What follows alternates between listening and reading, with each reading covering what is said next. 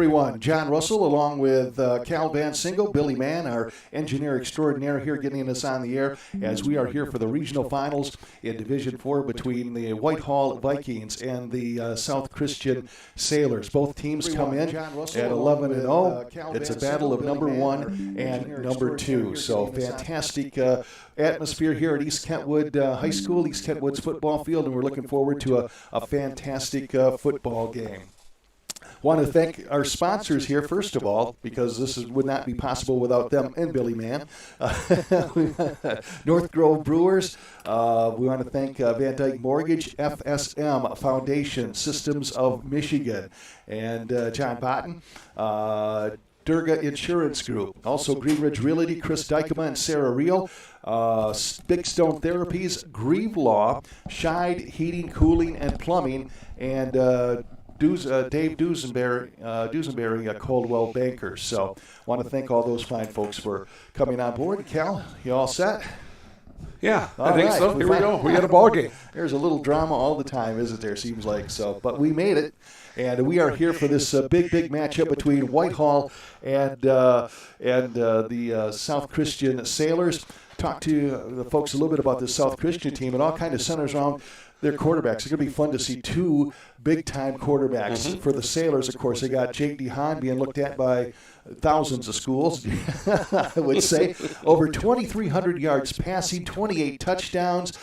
He's rushed the ball for nearly 1,000 yards, 14 touchdowns, and he's made 19 tackles and 2 interceptions on defense. This kid is what you would call an all-around player, Calvin. He certainly is, and then on top of that, he'll take tickets beforehand, he'll sell popcorn at halftime, and he'll walk into your car afterwards if needed. And really looking forward to watching Jake DeHaan, a very, very versatile quarterback here for the Sailors. So excited to see this game tonight. Excited for there's a lot of offensive and a lot of offensive weapons out there.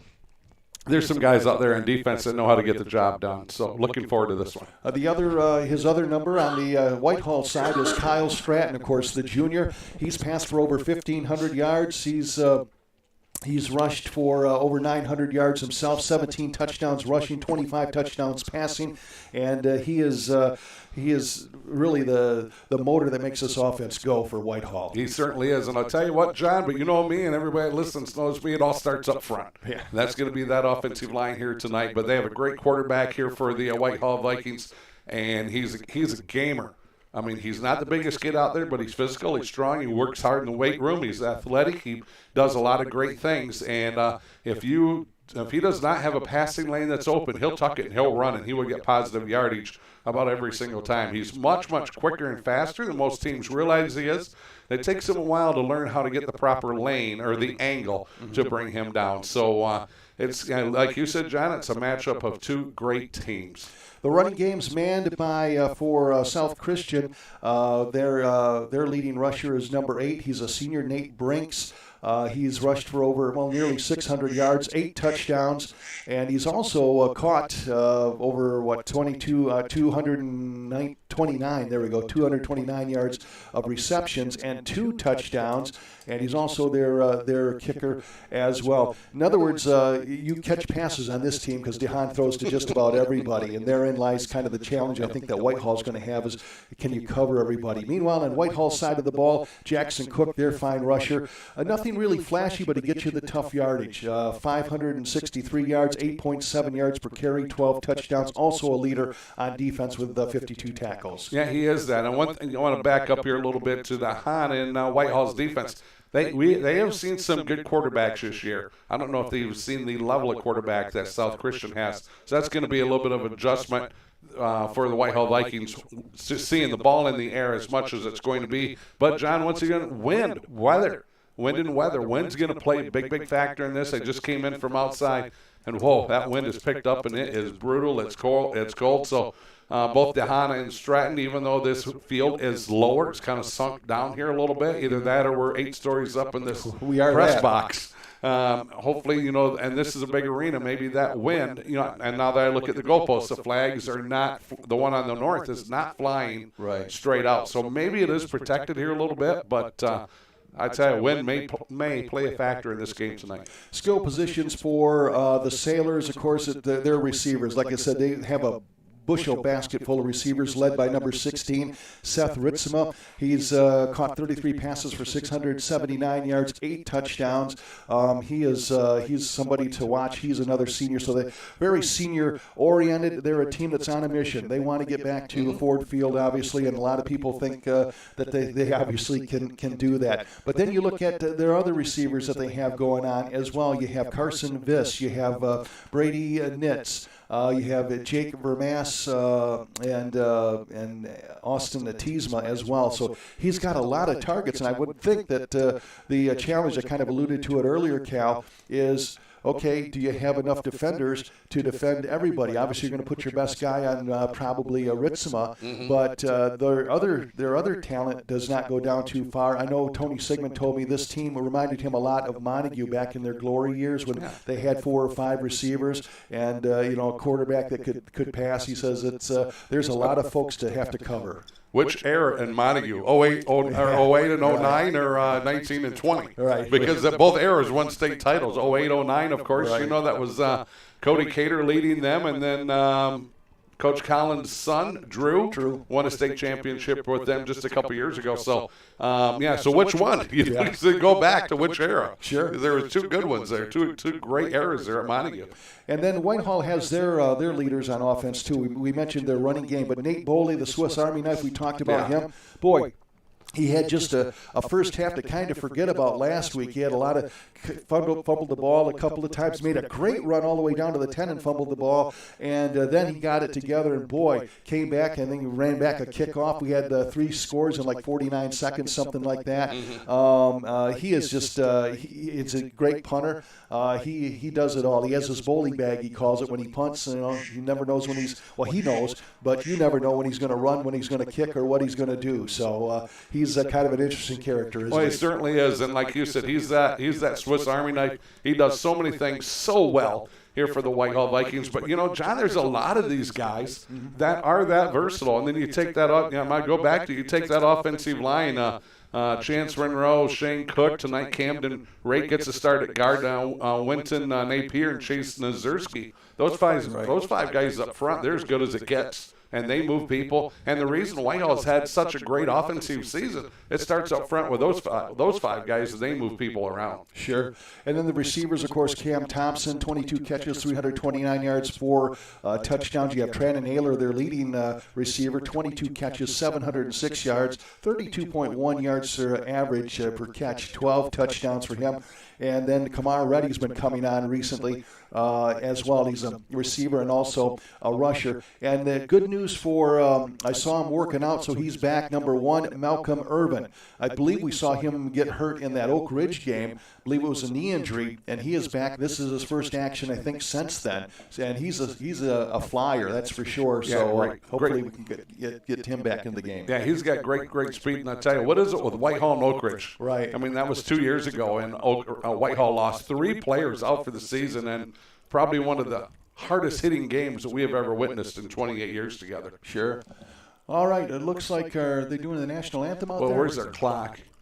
Oh, they reset to 12, so we got to be getting. Yeah, here we go, because I see people standing up. All right, we got to get up. So we will do that. We'll take a quick time out here for our national anthem. Don't know if we'll be able to hear it or not, but we will take a little bit of a break.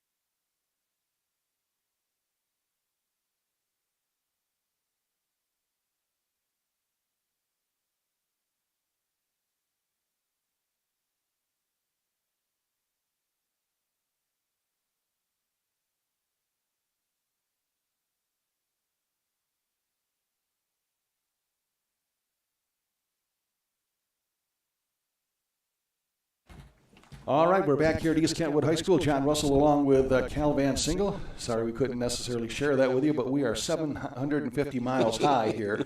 And don't know how the window's open. That's probably just as well. So I think on a night like tonight, yes. And John, I tell you what, we have a longtime friend up in Ludington listening here tonight, Todd Scoop Hansen. All right, Scoop. We got him. He's listening. To welcome in, Scoop. Of course, if you know Todd Scoop Hansen, the longtime voice of the Ludington Orioles sports. And just does a great job up there in Ludington, and what a blessing he is for that area. So we want to welcome Scoop in, and I tell you what, looking forward to seeing you soon, bud. You bet we are. Does a great job, and I certainly want to welcome, of course, Ludington into the West Michigan Conference as well. Captains are heading out to midfield there.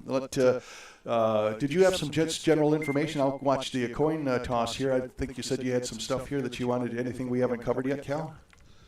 I think maybe you got most of it here. Once again, you hit on this earlier. South Christian lost to the Edwardsburg Eddies the last 2 years, and then that Edwardsburg team last year was really senior late, or had a lot of seniors on that. So, and then once again, they've made quite a few runs here to Ford Field. So it looks like this South Christian team maybe feels like it's their year, it's their time. But of course, Whitehall Vikings will have something to say about that. Well, South Christian has a lot of length, right, and they have a lot of athletes out there. But I think Whitehall loves to hit people. They have so many wrestlers on that great program, and they will hit you. So I think this is going to be an exciting 48 minutes. John, 8 of our 11 games this year, or 7 of our 10 games. No, 8 of our 11 games have been running clocks. Right. So don't think that's going to happen. No, tonight. I don't think that's going to happen here neither. You mentioned Edwardsburg. Well, they are a big part of tonight's action because they are playing Hastings tonight, and the winner of that game will play the winner of this one. So we got our spies out on that. Arlene and I believe Rick both watching for that game, so we'll try to get some updates for you on that as well. It is going to be Whitehall will be receiving here to start off the first half. We're just about underway, and it will be the South Christian Sailors kicking off, and all the way back in the end zone is going to be Boley, and he thought about running it out, and he said, "Nah, don't think so." Well, not when you're like 3 yards back in the end zone. He didn't try his bowling bag there. So it's going to be 1st and 10 for the Whitehall Vikings at the 20-yard line. So Whitehall's going to be moving right to your left. They're going to be driving to the north here. I know some people can watch, but some people are listening to us. So moving right to left, driving north. Ball's right in the middle of the field on the 20, and John Russell will take it away. Field turf here, so the speed should – and actually Mother Nature has held off for us. I know it's going to be an interesting weekend weather-wise, but tonight, outside of the wind, at least we got a dry field. And here's a jet sweep around the right side. This is Urban getting a big piece of action on the very first carry in this one. Welcome back, Malcolm Urban, and he gets about 7 or 8 yards. Actually stepped back at after about a 6-yard gain. Yeah, Kyle Stratton doing a nice job over there, sliding down from that linebacker position and forcing him out of bounds. Good to see Malcolm coming back. When he went out, you weren't really sure he would put him on crutches right away, and you thought his whole season was gone. Got 3 wideouts left, 2 wideouts right. Man in motion is Boley, standing next to Stratton. It is a handoff up the middle to Boley. Boley trying to kick it back outside, and boy, great pursuit there by the Sailors as they drop him back at the 25-yard line. Yeah, Jake DeHaan, look at that. DeHaan already making his presence known. He gets in there, wraps him up, brings him down. Going to be about a 3rd and 4 here. Well, we have just a minute. Want to welcome in a great friend of mine for many, many years, Jeff Van Dyke and Jeff Genzink, listening here tonight from Byron Center. All right, out of the shotgun is Stratton. It's going to be a 3rd down now and 4 yards to go. Stratton's going to keep it himself. Quarterback draw. He breaks the tackle. He's up to the 30, 35, still on his feet at the 40. He's at the 45 across midfield and pushed out of bounds by DeHaan, but not until he gets down to about the 46-yard line of the Sailors. A great run there. Looked like he was going to be stopped. Broke a tackle in the backfield, did Stratton, and was finally ushered out of bounds by DeHaan. Imagine that, Stratton breaking a tackle.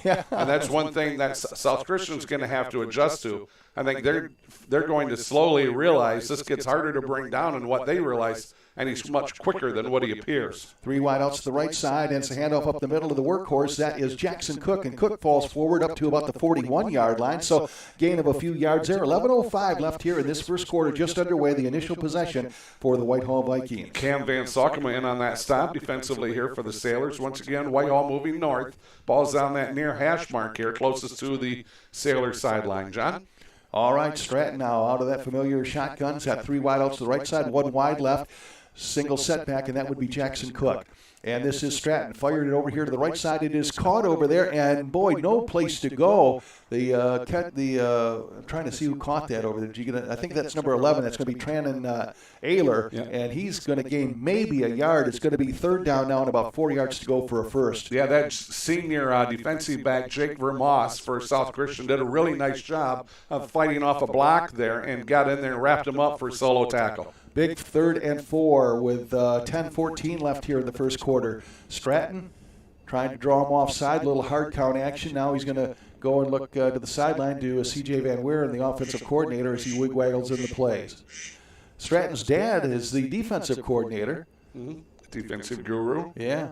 And this is a handoff to Cook, and Cook breaks a tackle, and he's going to be stopped short of the first down, though. Again, great gang tackling there by the Sailors to stop him short. It's going to be 4th down and about 2.5, 3 yards to go for a first. Well, I thought it was going to be a little over a yard, but they moved the ball back. Now they moved it ahead. It's going to be about a yard and a half there. And Whitehall, I'm sure, will go for it with it being on the, about 37 and a half. Right. So they will go for it here, 4th down and about, we'll call it 2 yards. 3 wides left. Single setback for Whitehall. Coming in motion is Kamar Reddy, and Kamar Reddy will take it, and he is hit and dropped for a loss back at the 41-yard line. Again, great pursuit and great read by that Sailors defense. Yeah, Seth Richmond doing a nice job there for the Sailor. Read that play perfectly. Got in there, blew that play up. Solo tackle by Richmond.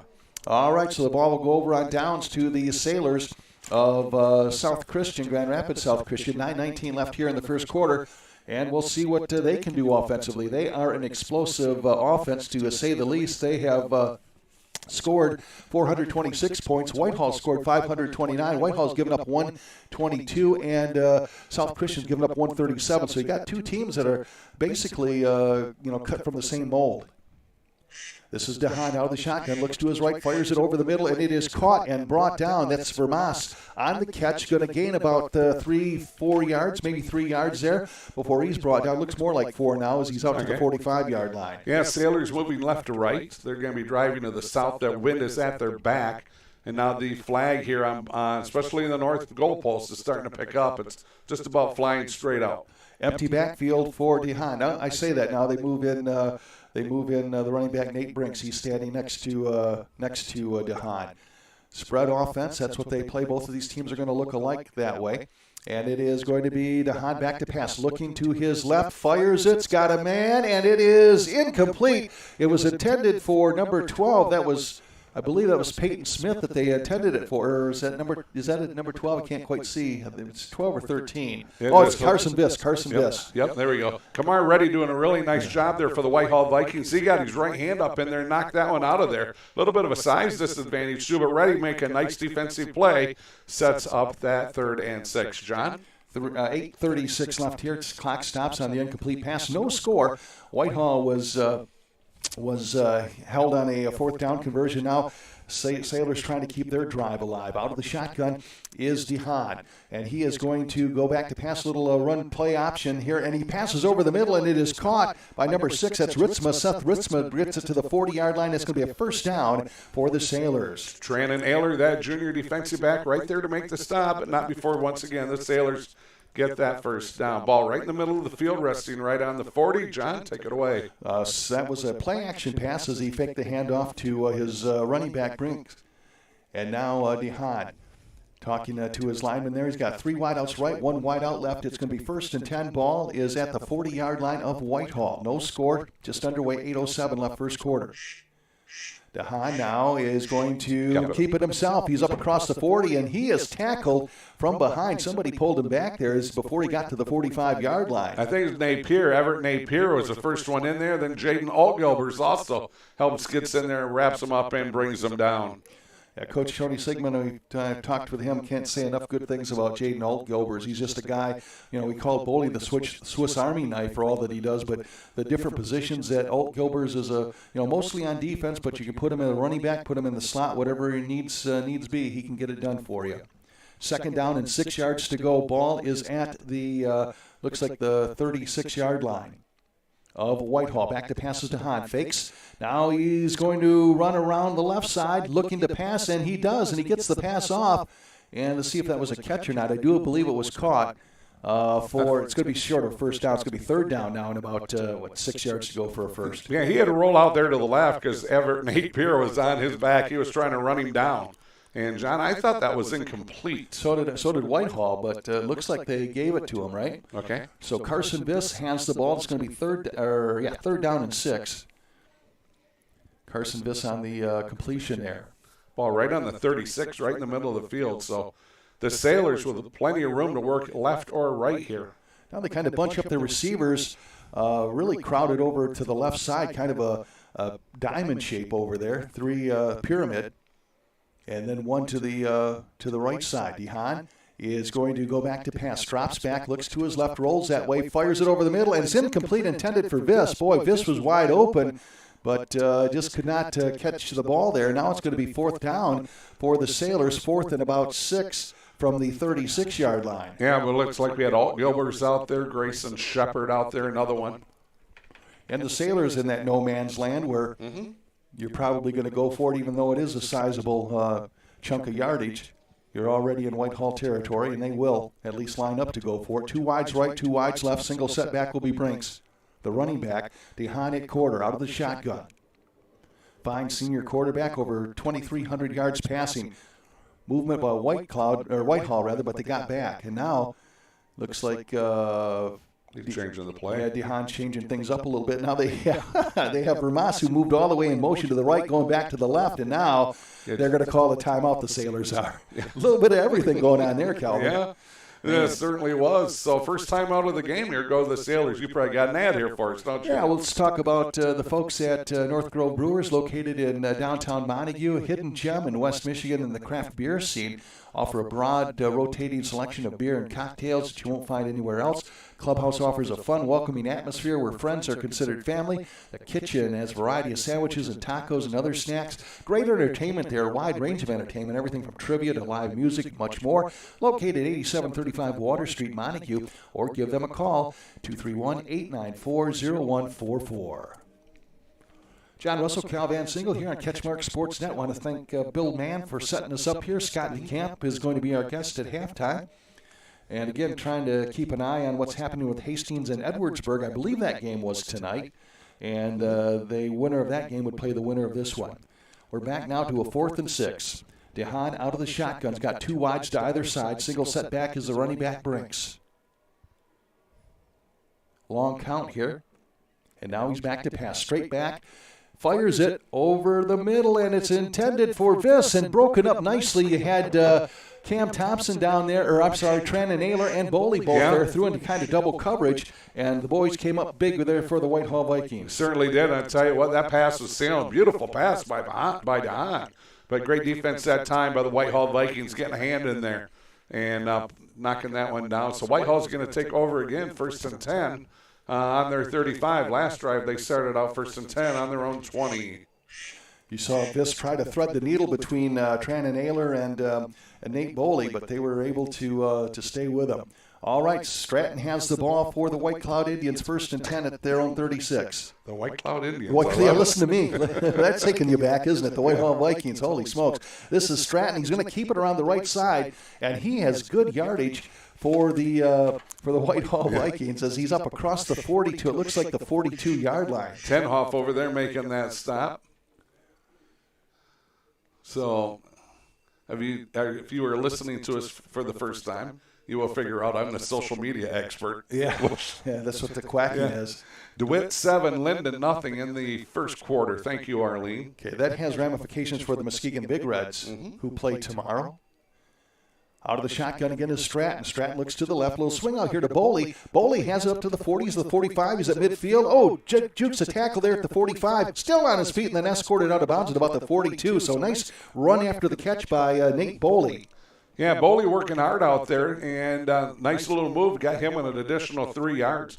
Good pursuit finally, coming down that line of scrimmage. Your guys catching up by the Sailors, but Boley doing a nice job. He's quick. He's fast. He can get out, and he gets out in space. He's a handful. It's going to be 6:47 and counting. Said he didn't get out of bounds. It's going to be 1st and 10 ball at the 42 of the Sailors. Second time this evening that Whitehall has been in Sailors territory. No score. Both teams went for 4th down conversions and could not make them. Back to pass is Stratton. Stratton now is going to roll to his right, and he is going to throw it. Swings it, and it's caught by Boley again. Boley is trying to tightrope walk for a 1st down, and I think he made it.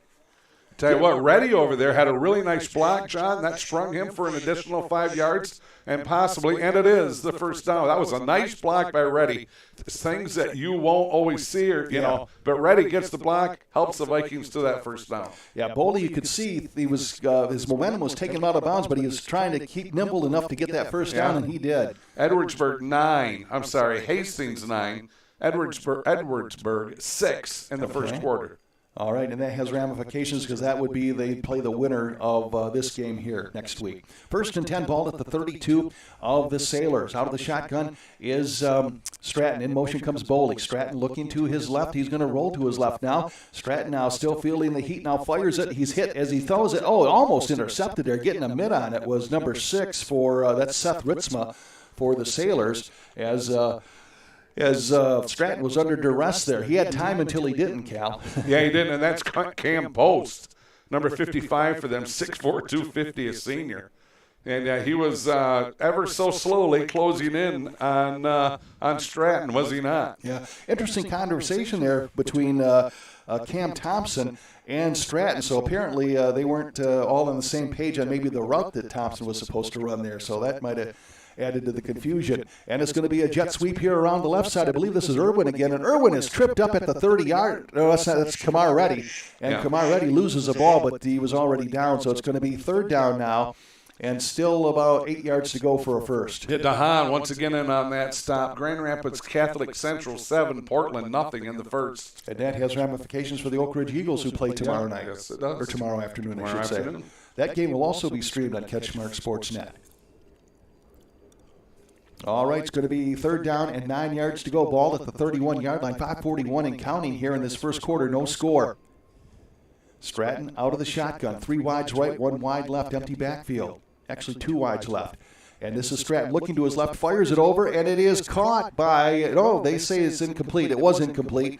Nice attempt there by number 9. That was Cam Thompson, but trapped it on the turf there. And now it's going to be 4th and 9. DeHaan right there again also.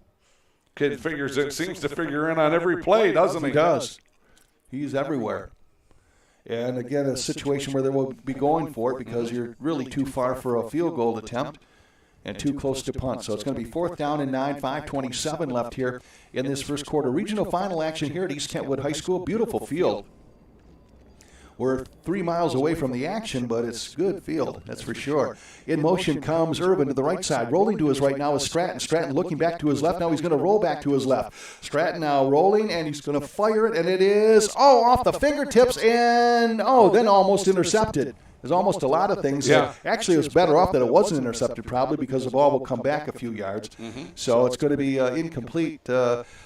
Receiver almost had it down. I'm trying to see who that's walking back slowly. It's either Cam Thompson or Ayler that went up high for it. It was Thompson was the initial target. Okay. But a South Christian kid, it got tipped and it kind of was in his hands, and he was kind of handling it like you handle a cheeseburger.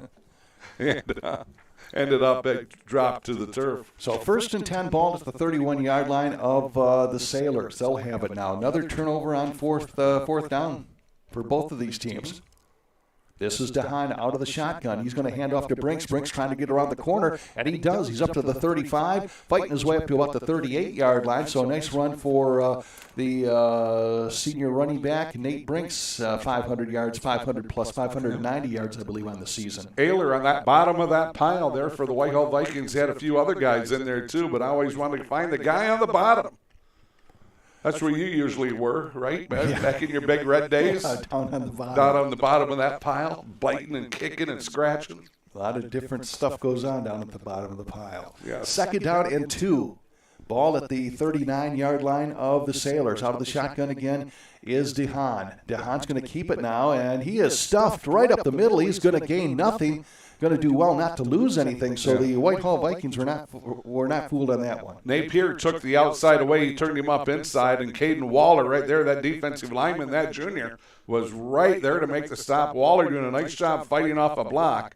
And he got a little bit late there by Everett Napier, but Waller really did a nice job bringing him down. All right, so now you're looking at third down and 3 ball at the 38-yard line of Grand Rapids South Christian, the Sailors, 4:02 and counting. DeHaan out of the shotgun. He's got Brinks standing next to him, 2 wideouts to either side. And it is a pass over the middle, and it is caught by number 2. That is Vermas. And Vermas has some running room all the way inside Whitehall territory to about the 35-yard line. So a little pitch and catch there. Yeah, Lucas Palmer, that senior defensive back, doing a nice job of wrapping him up. Actually, he was hanging on. Yeah. It took him about 10 yards where he could get caught up to make the tackle. Really nice pitch and catch there, though, by the Sailors, and they gained a bunch of yards and a first down. Once again, Sailors moving left to right. They're driving here to the south. Ball at the 36 now of Whitehall. Out of the shotgun is the quarterback DeHaan. 3 wideouts to the right side, 1 wideout to the left side. Single setback is Brinks. Back to passes DeHaan. Rolls to his right, fires, has time, has a man wide open and missed him. Oh, my, he didn't miss him. The receiver there, Carson Viss, I don't know if he took his eye off the ball or what, but he was all by his lonesome. Yeah, I tell you what, that was a well-designed play by the Sailors there, and he was wide open, a little bit of a defensive breakdown that looked like DeHaan threw the perfect ball, had it on him. And I do not know what happened, but he could not make that catch. That was going to be a big, definitely a first down and a lot more yardage. Yeah, he got some separation for sure. Looks for the Sailors to go back to that play in the second half. Second down and 10. Ball at the 36-yard line. DeHaan out of the shotgun. 2 wides left, 1 wide right, single setback, and it is a handoff to Brinks. Brinks breaking the tackle at the line of scrimmage, fights his way across the 30 down to about the 27-yard line. He will be probably, see where they mark it, but I think he's about a yard shy of a first down, maybe a yard and a half. All Gilbers and Jackson Cook in there defensively. Good job by that offensive line there for South Christian to open up a hole there for him to run through. Then he did a nice job of breaking some tackles when he got to those linebackers. Officially, they'll call it 3rd and 1 from the 27. DeHaan out of the shotgun, 2 wides right, 1 wide left. Brinks the single setback. And it is going to be a jet sweep here by Brinks. He's got the first down and more. He spins his way down to the 20, inside the 20 to about the 19-yard line. 1st and 10 for the Sailors with 2:42 left in the first quarter. Alt Gilbert's again, nice solo stop by him, but the Sailors are moving. They found something they like, and they're opening up some holes there. They're finding some creases in that Whitehall Viking defense. Mixing in the run a little bit. They are a pass-oriented offense, but, boy, Brinks, when they give him the ball, he gets it done for him. Remember, you used to run to pass. Now you pass to run. Yeah, times have changed, haven't they, Cal? Yes. 2:21, no score here left in this first quarter, but the Sailors are threatening. It's 1st and 10 at the 19 of Whitehall.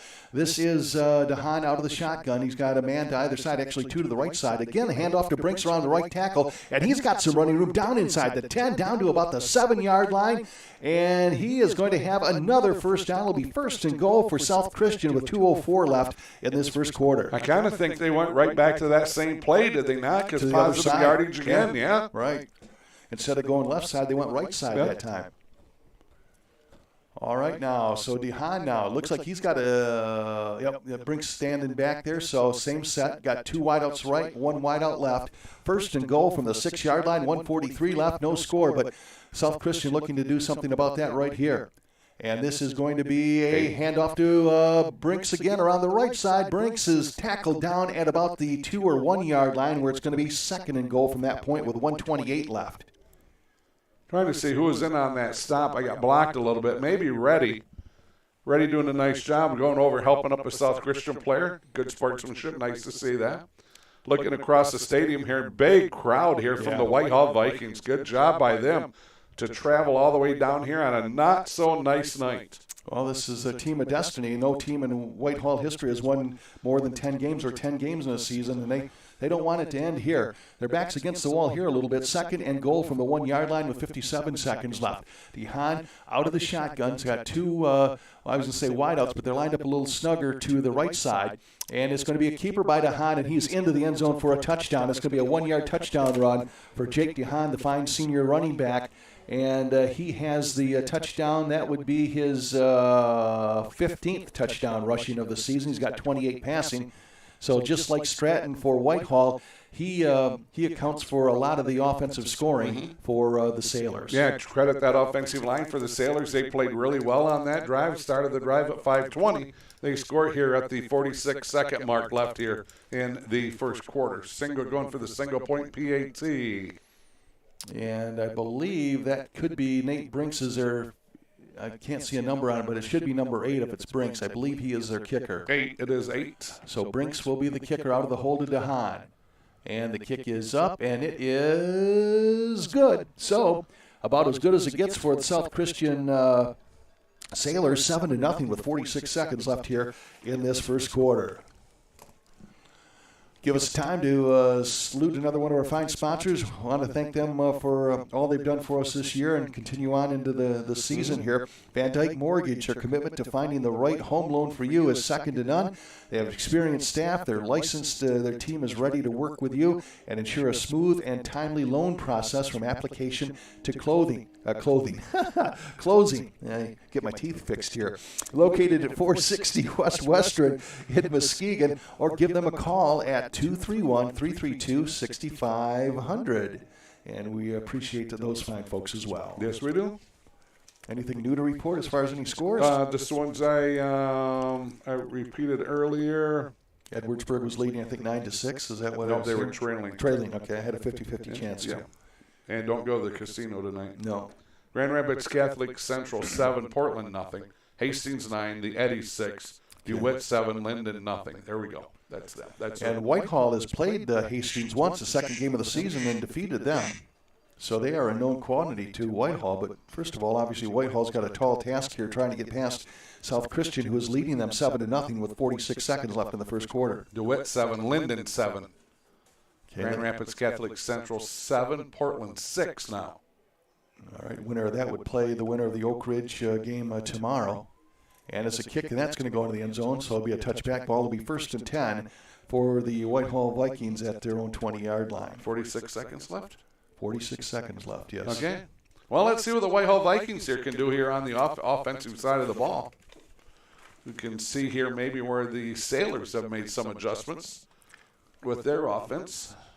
I know you made a point, you and I were talking about this game here, and I said, man, I think we're going to have a nail biter right down. Like you said, we had so many one-sided games. I don't think this will be one of them. No. But, you made the point that they haven't seen a team like South Christian, and if they have some adversity, how do they come back from it? So that could be a good point here. Handoff up the middle to Jackson Cook. And Cook still fighting his way. Gets up to the, I don't know if he got anything, maybe a yard possibly. It's going to be 2nd and long. Ethan Nineheisen on that stop defensively. First one there for the Sailors.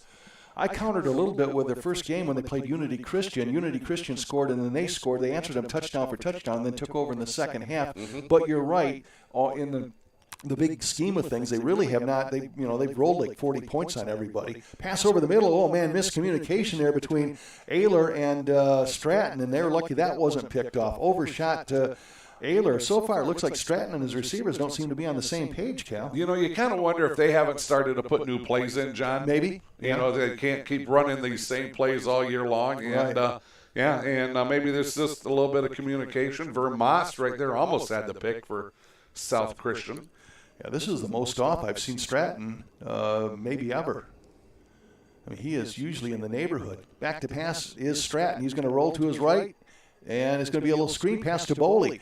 Boley is now going to reverse his field to the left side and trying to get one more block, and he's still running. Now we're going to have a flag down, and Boley is thrown down out of frustration by number 6, Ritzma. Ritzma is just sick of chasing his butt in the backfield and threw him down at the 10-yard line, but we do have a flag down, I believe. I think he thought he had him a couple times, Right.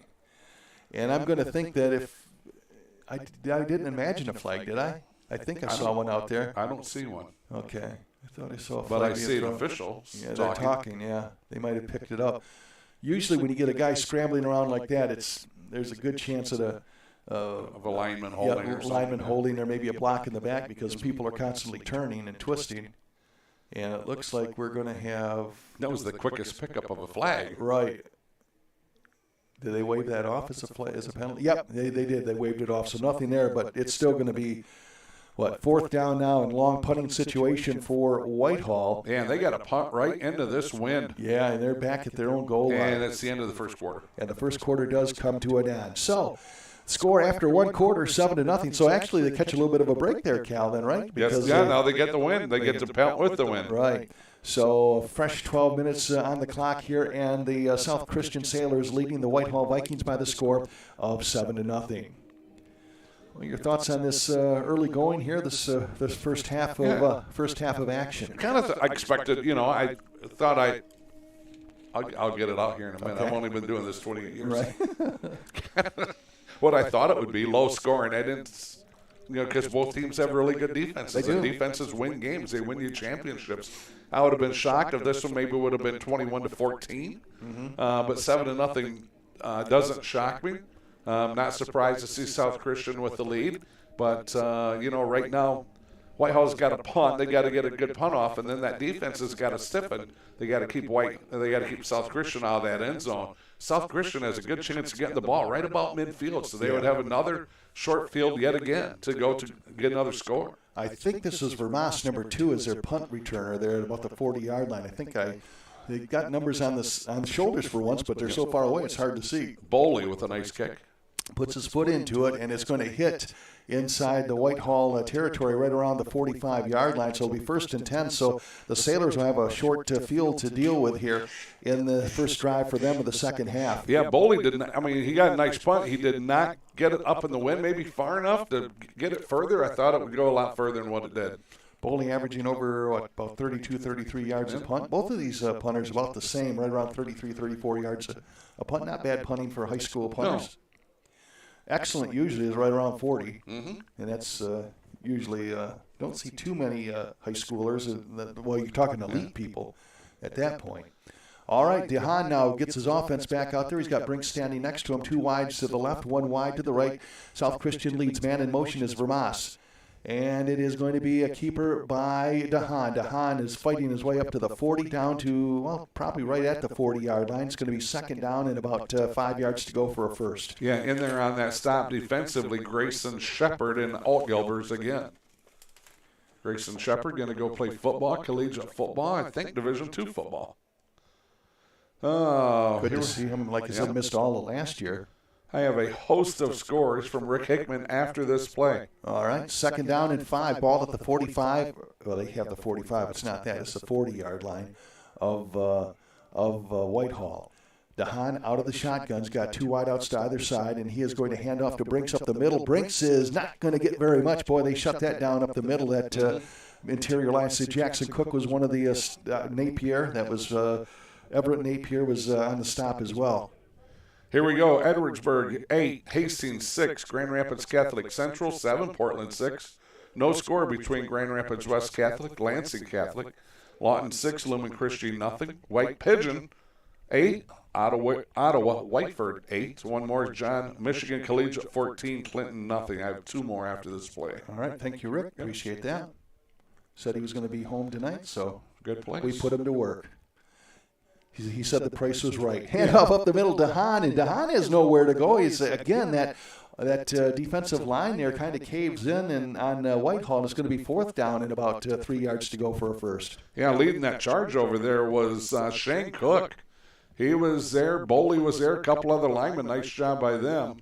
And the 2 more scores: Goodrich 7, Monroe St. Mary nothing, and Flat Rock and Detroit Country Day tied up at 7 apiece. All right, 4th and 2. They will be going for it because they're already in Whitehall territory at the 37. Big play here defensively. Yeah, Vikings need a stand. Yes. Wide out to the right side, 2 wideouts left side. Single setback is Brinks. DeHaan directing traffic for him on the left side. Excuse me.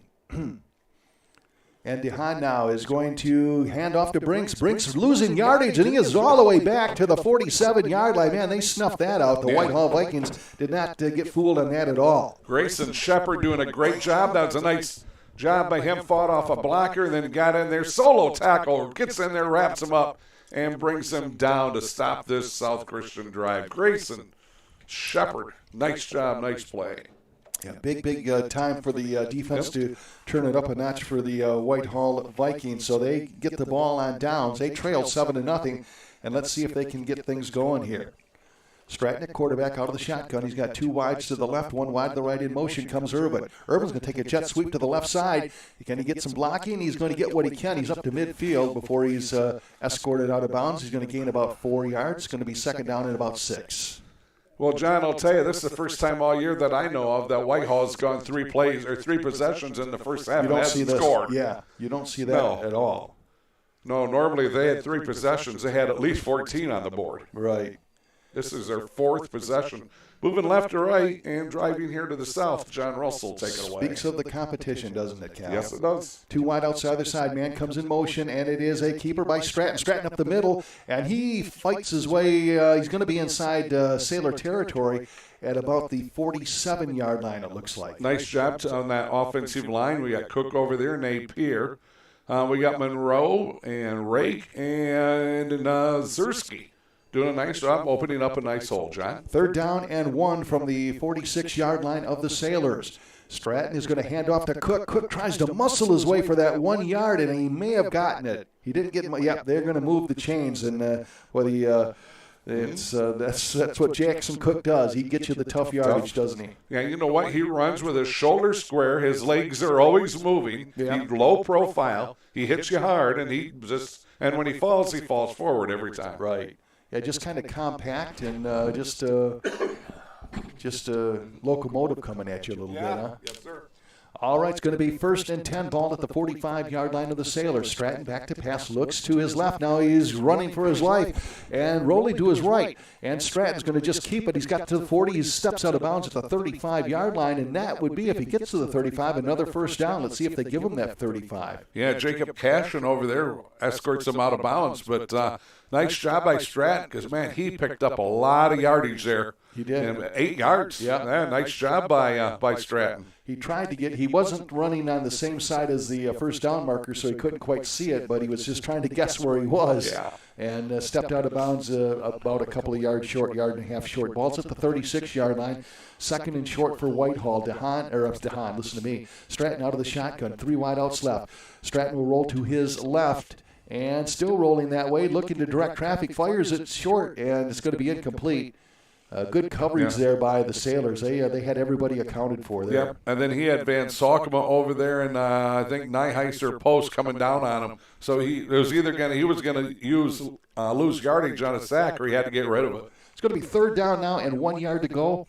Still ball on the 36-yard line of the Sailors. Grand Rapids Christian leading this one 7-0. Whitehall trying to do something about that right here with 8:25 left in the first half. That's funny because he went out of bounds on the left side. They moved the ball all the way over here to the near side. Yeah, over to the right hash mark. Wow. I wonder what the reasoning is for that. All the way from he was on the far side where he went out of bounds, they brought it to the near side. All right, Stratton out of the shotgun, man in motion. And now Stratton keeps it. He has the first down. Dives across the 35 to the 34-yard line, so they'll move the chains again with 8:21 left. Well, Stratton just followed right in behind Shane Cook over there at that left guard position. And tell you what, Shane Cook moved a defensive lineman out of the way. Stratton just tucked in behind him and gets that first down. 1st and 10 for the Vikings. Ball at the 34-yard line now of the Sailors as Whitehall moving ever closer to the goal line, trailing by 7. 8:03 left here in this first half. 3 wides left, 1 wide right. Stratton out of the shotgun. He's going to look to his left, looks back to his right, fires it, and it's intended for Ayler. Ayler was double covered, and it's going to be incomplete. Defensively out there, it was Vermas, I believe, number 2 for them. And you're right, double coverage right there. So, and you got to look at it this way, John. These Sailor defensive backs, right? Well, who are they going against in practice all the time? Yeah, they're going against DeHaan and 4 wideouts, so they're going to be used to, covering good wide receivers because they do it every day in practice. Yeah, you got to think that they're going to double down, and they have on Ayler, their leading receiver, and they're probably going to keep an eye on Boley and Thompson, too. They're, like I said, these two teams kind of mirror one another, a lot of weapons. This is Irwin coming in motion. It's a pitch to Irwin, trying to get around the corner. He is in the backfield, and he is not going to be able to get back to the line of scrimmage as he's pulled down back at the 40-yard line. Big defensive play there by the Sailors. Yeah, I tell you what, that's number 33 out there, Caden Dykema. That junior, 6'5", 205, and he's a linebacker. It makes a wonderful play. That's a great stop by him. Yeah, you got to give him credit, and that was a great play. 59 tackles on the season for him, 10 tackles for loss. So yeah, that guy's no stranger to tackles for losses. 3rd and 16. Boy, that changes the complexion of this drive. Ball back at the 40-yard line. Yeah, they really had a good drive going. And now Stratton back to pass, looks to his left, fires it over there, and it is caught. Has a man at the 30-yard line. He's going to be well short of a first down, but at least he got some of it back. Thompson. Thank you. You're welcome. Camden Thompson on the catch over there. And on the stop, it looks like Ritzma. So it's going to be 4th down now and about, 6 yards to go for a first. Obviously 4-down territory for the Whitehall Vikings with 6:50 left here in the first half. This will be the 3rd time they've gone through it for on their end of the field and 4th down. 3 wideouts right, 1 wideout left. Stratton now. Little hard count action. Now he's going to go and change things up. Talks to his lineman. Gets back. He's got Cook standing next to him. 4th and 6. Stratton now. He's going to roll to his left, and now he's going to just tuck it and run, and he is close to the first down. Let's see if they give it to him. No, yard. I think he's a yard short. Yeah, it looks like they stopped him a yard short, doesn't it? I think so. Let's see. They're still looking at it. Well, the official, the side judge, is a yard short. Yep. I just saw some reaction from South Christian. For a while, you didn't see that, and they were trying to make sure. Cam tried to get. He did have the stakes right in front of him that time, but he was obviously being pushed out there, so he didn't quite get it. He got 5 of the 6 that he needed. Yeah. And it's going to be 1st and 10 for the Sailors with 6:27 left here in the first half, and they lead 7-0. Where's the ball? The ball is at the 25-yard line. Okay. I'm ready. All right. They can start now. They can start. They're glad to hear that.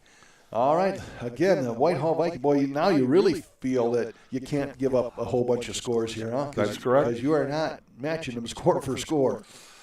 And this is DeHaan, and he is going to hand off to Brinks. And Brinks, again, finding the going tough up the middle, and he is going to do well to get back to the line of scrimmage. Winton Napier gets in there and blew that play right up, right from the get-go. And his brother, Everett Napier, gets in there. So they're finding the yardage up the middle very tough to come by, or the Sailors. So it's going to be a loss of 1. 2nd down and 11. Ball back at the 24, coming up on 6 minutes left here in this first half. South Christian moving right to left, and their ball's right in the middle of the field. They're going to be driving into this wind on this drive. DeHaan out of the shotgun. He's got Brink. Now he sends Brinks in motion left side. And now he's going to roll to his left. DeHaan's going to keep it and run. He gets tackled as he gets across the 25 to about the 27-yard line. And then on that stop, once again, Grayson Shepard. Grayson doing a good job bringing him down one-on-one, huh? Yeah, Grayson missed all of last year with a pretty bad knee injury. Great to see him back out there this year. 3rd down and 7. Again, a big play here for the defense of Whitehall. 5:19, clock is running. Now they're going to tighten up they usually have the wideouts, so they have the receivers, but they have them aligned a little tighter to either side, more compressed. This is DeHaan now out of the shotgun. Single setback will be Brinks. And it is going to be back to pass for DeHaan. DeHaan has time, fires it over the middle, and it is knocked away. It was almost caught by number 18. That would have been Brady Nitz. But a great break up there by Whitehall. Trannon Ayler. Here you go. Trannon Ayler getting in there and knocking that out of his hands. Nice play there by the junior defensive back, Trannon Ayler. And if Trannon's not there, that is a completion. That's a no completion doubt about all day long. So that was a great play by Trannon. And now you're looking at 4th and 7. Punting situation here into the wind. So that'll be interesting, and that should be, I believe that's Brinks is also their punter again. And first time we have seen him punt tonight.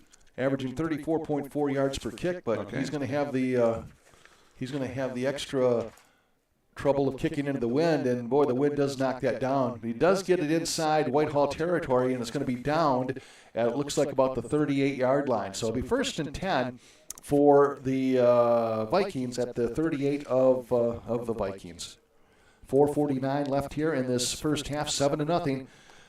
South Christian on top. That was a really good punt by Brinks, having a punt into that wind, right, and get all that yardage out of it. Good job by him. Whitehall, now, like you said, with the ball, moving left to right, driving to the south. They have the wind at their back. Ball's right in the middle of the field. Let's see what the Vikings can do with it. You would feel, if you're a Vikings fan, you would feel much better about it if you went into the second half. It went into halftime, tied up 7 apiece. Officials want to have a bit of a conference now. I'm not sure what this is all about. Want to welcome in the Uber Driver of the Year. You know, they had that. Uber Driver of the Year. My buddy Kevin Chase. Oh, good for him. Hey, Kev. Hopefully we're entertaining you here as you're out driving around. This is going to be a keeper by Stratton. Stratton up the middle, fights his way across the 40 to maybe the 41 or 42. Luke D. Jagger, Cam VanSingel, in on that stop here for the Sailors. You know, so much is always written and talked about offensive, high-powered offensive. Yeah. And here we've got a defensive struggle here. But you got two very good defenses. Great point. Defenses win championships. This is going to be a jet sweep by Boley. Can he get around the corner? He does, and he tries to get a first down, and he's in the neighborhood. Let's see if they give it to him. Boy, I tell you what, there's going to be on the 46. Oh, okay. He stepped out a little sooner than I even thought. So it's going to be about 1.5 yards short, or, maybe a full yard anyhow. So it's going to be 3rd and 1. Ball is at the, the 37-yard line. I'm sorry, the 47-yard line. All right. Big play here for Wax. Kind of from the school of redundancy here. Big play here. I don't mean to say that all, but I'll tell you what, everything is magnified, Cal. Oh, it certainly is. I mean, it's... We're going to get a timeout. I don't know what we got. I got it. Well, we're waiting here. Okay. Sean Lee. Remember Sean Lee? We all remember Sean Lee from Montague. Yeah. My good friend Tony Fountain is listening to you gentlemen as well. I'd be remiss if I didn't mention we won the Bell my senior year. But tonight, go Vikings. From a die-hard Montague guy, all right, rooting for the Vikings. There you go. Sean Lee. Great to hear from you, my friend. We all kind of come together, don't we? Yes, we do. That's one of the great things. Edwardsburg, 16, Hastings, 6. And this is going to be a jet sweep around here to the right side. That is going to be Irwin, and Irwin is going to be pushed out of bounds as he gets to the 45-yard, so he's going to lose some yardage again. That jet sweep with Irwin is not working tonight. No, Vermont kind of blew that play up, and Teesma was over there to force him out of bounds. Grand Rapids West Catholic, 14, Portland, 12. Riverview 13, Dearborn Divine Child 7, Birmingham Groves 7, Livonia Franklin 6. Old partner of mine, first partner Rick Stoll, that's his stomping grounds. You go through a lot of partners. I do. Usually they get carried out. That might stick. I'm at 28 years. Yeah. I might be. I don't know. Who knows what's going to happen? 4th and 2 punting situation for Boley. Boley's going to run it. And let's see, man, he is trapped in there. He got second effort, gets him a first down. Nate Boley went to his Boley bag, he calls it. And he got the first. I'll tell you what, it didn't look good. It did not look good for a while. It looked like he was going to be strung out and not being able to get around the corner, but Nate Boley kicked it into the extra gear and does what he does and got a first down up around the 46-yard line of the Sailors. It's the Boley bag of tricks, and Boley makes it happen. He did it last week too. Yeah. And he does it again this week. And it wasn't near as scary last week. No, as what it was tonight. I did not think that was going to work. Me neither. Tony Sigmund saying, "What are you doing?" Yes. Oh, good job. Good job. And now we got Stratton out of the shotgun. Stratton now looking to his left and still now rolling back to his right and rolling over this way. He's still looking for a receiver. Man, great coverage by the Sailors. Here's a man. He's got a man open, and it's caught. It is caught by Thompson at the 9. He is into the end zone for a touchdown. Do you believe it? 46-yard touchdown pass by Stratton to Cam Thompson, and that was all, first of all, Stratton rolling all the way to his left, coming back, rolling all the way to his right. Again, we talked about it before, the guy that always thinks about passing all the way down, and he finally, the defenders had to kind of cheat up off of Thompson, and that left him open enough to drill that pass to him. I was thinking as he was running, my goodness, you're going to get a first down and more. Yeah. And then all of a sudden he hit the brakes before he goes over the line of scrimmage and throws a 46-yard bullet to Thompson. Wow, what a great play by the Two big Vikings. plays there. Boley on the fake punt converts the first down, and now you have that 46-yard touchdown pass from Stratton to Thompson. And this is Landon Howe kicking, and he is good. So we are tied at 7 with 3:47 left in this first half. Unbelievable play by the Whitehall Vikings. And John, these drives have been taking 3, 4, 5 minutes and stalling, right? Right. Whitehall starts to drive at 4:49. They score at 3:47. Sure. More of a Whitehall Viking 1 minute, and they got a touchdown. Man, I'll tell you, can't say enough about Stratton. I mean, No, this kid, he's a cool customer. I mean, he just, I've said it before, you see so many high school quarterbacks, and this is not a knock on him because I'm going to say it's about 70% of your high school quarterbacks. They are, okay, I'm going to pass. Wait a minute. Okay, now I'm going to run. I'm not going to let things develop.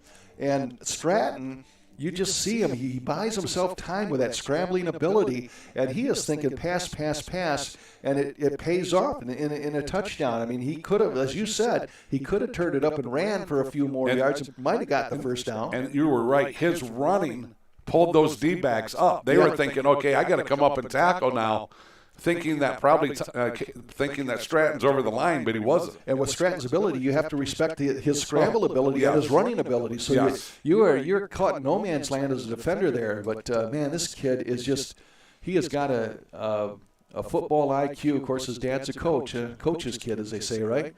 And here's a kickoff by McDowell. And it is fielded back at the 10-yard line all the way up to the 20, 25, 30-yard line are the Sailors. I'll pick up a number here in a minute, or maybe you will with the goggles. But it'll be 1st and 10 for the Sailors at the 30-yard line. I think 27 ran up back on the stop. Ben Mulder? Yeah, Lucas Palmer made the stop. Okay, we'll give Ben Mulder the return there. And it's 1st and 10, so new life for the Whitehall Vikings. We're tied at 7 with 3:41 left here in this first half. Both teams have, Whitehall has all 3 of their timeouts remaining. Sailors have 2 of their timeouts remaining.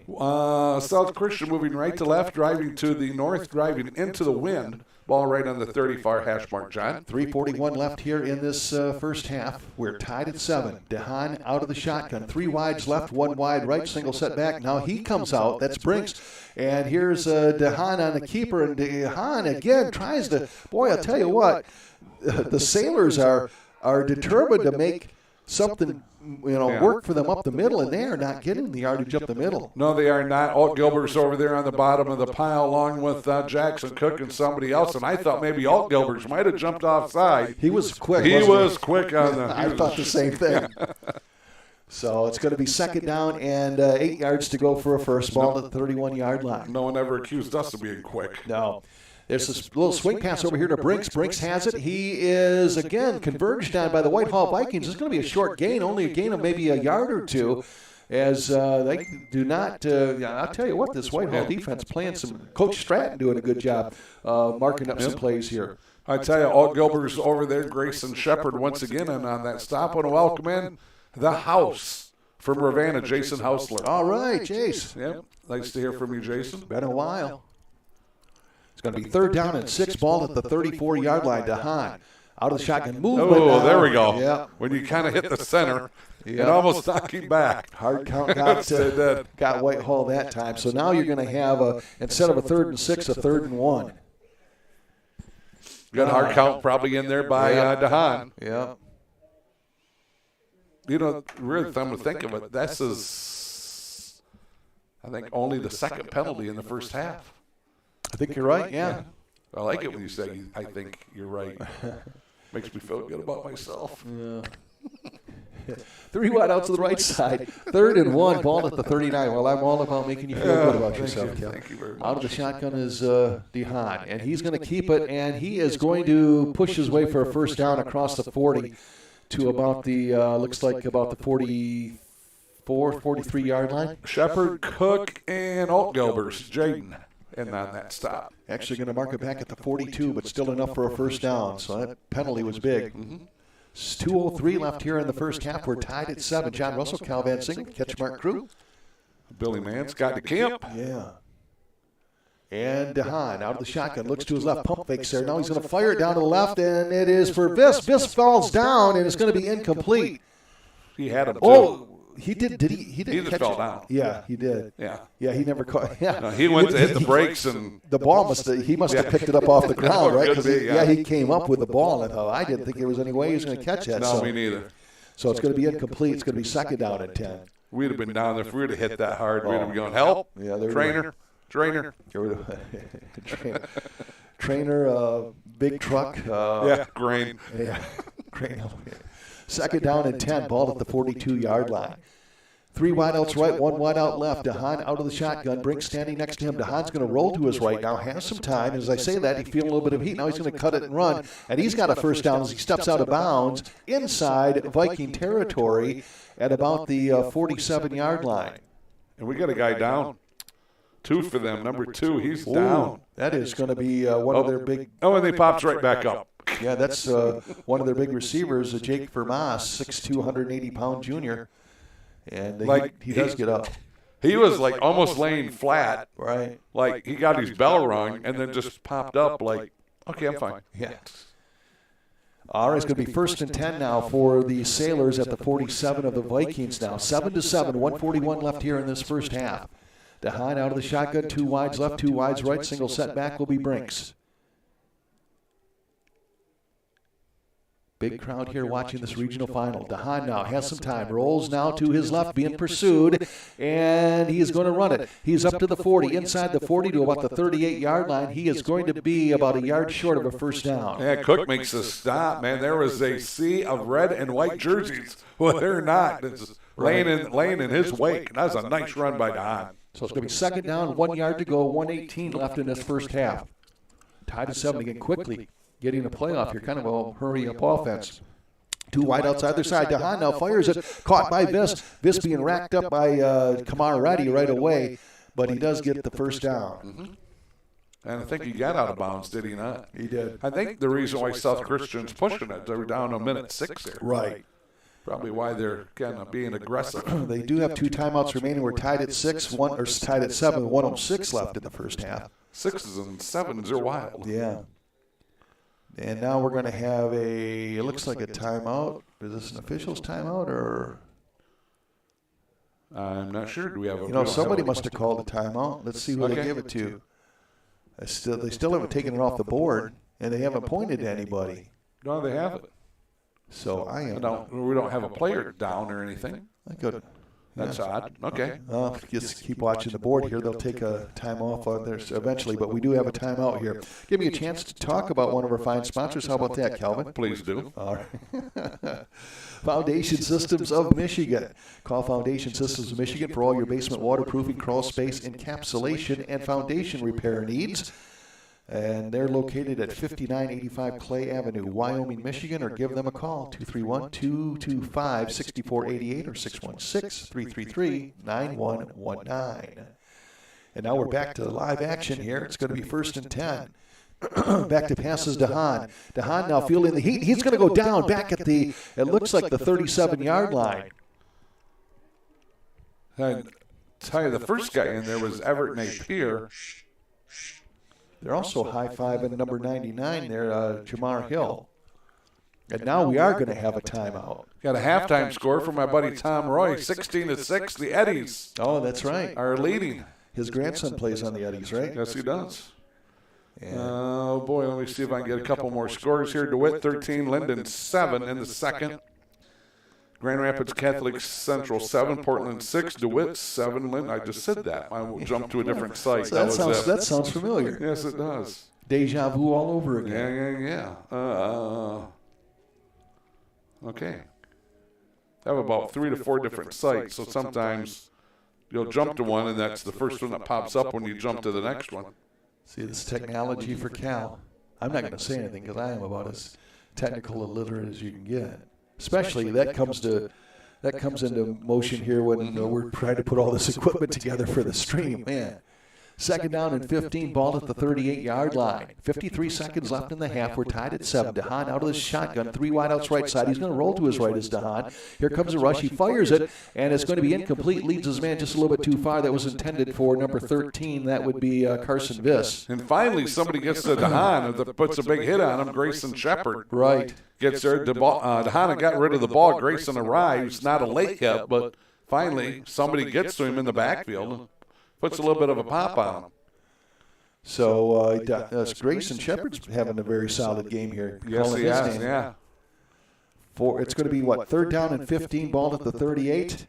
48 seconds left here in the first half. We're tied at 7. So now the Sailors have 1 timeout remaining. DeHaan out of the shotgun's got 2 wideouts either side. Single setback is Brinks, man in motion is Vermas.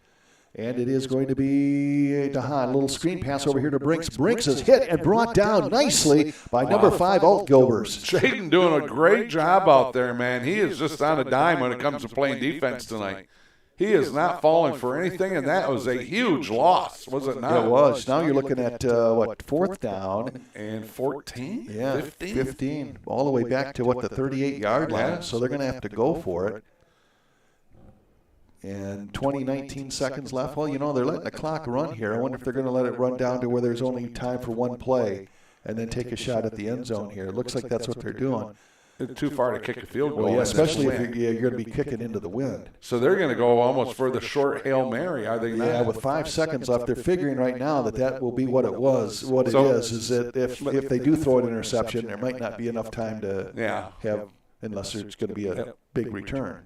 But I get it.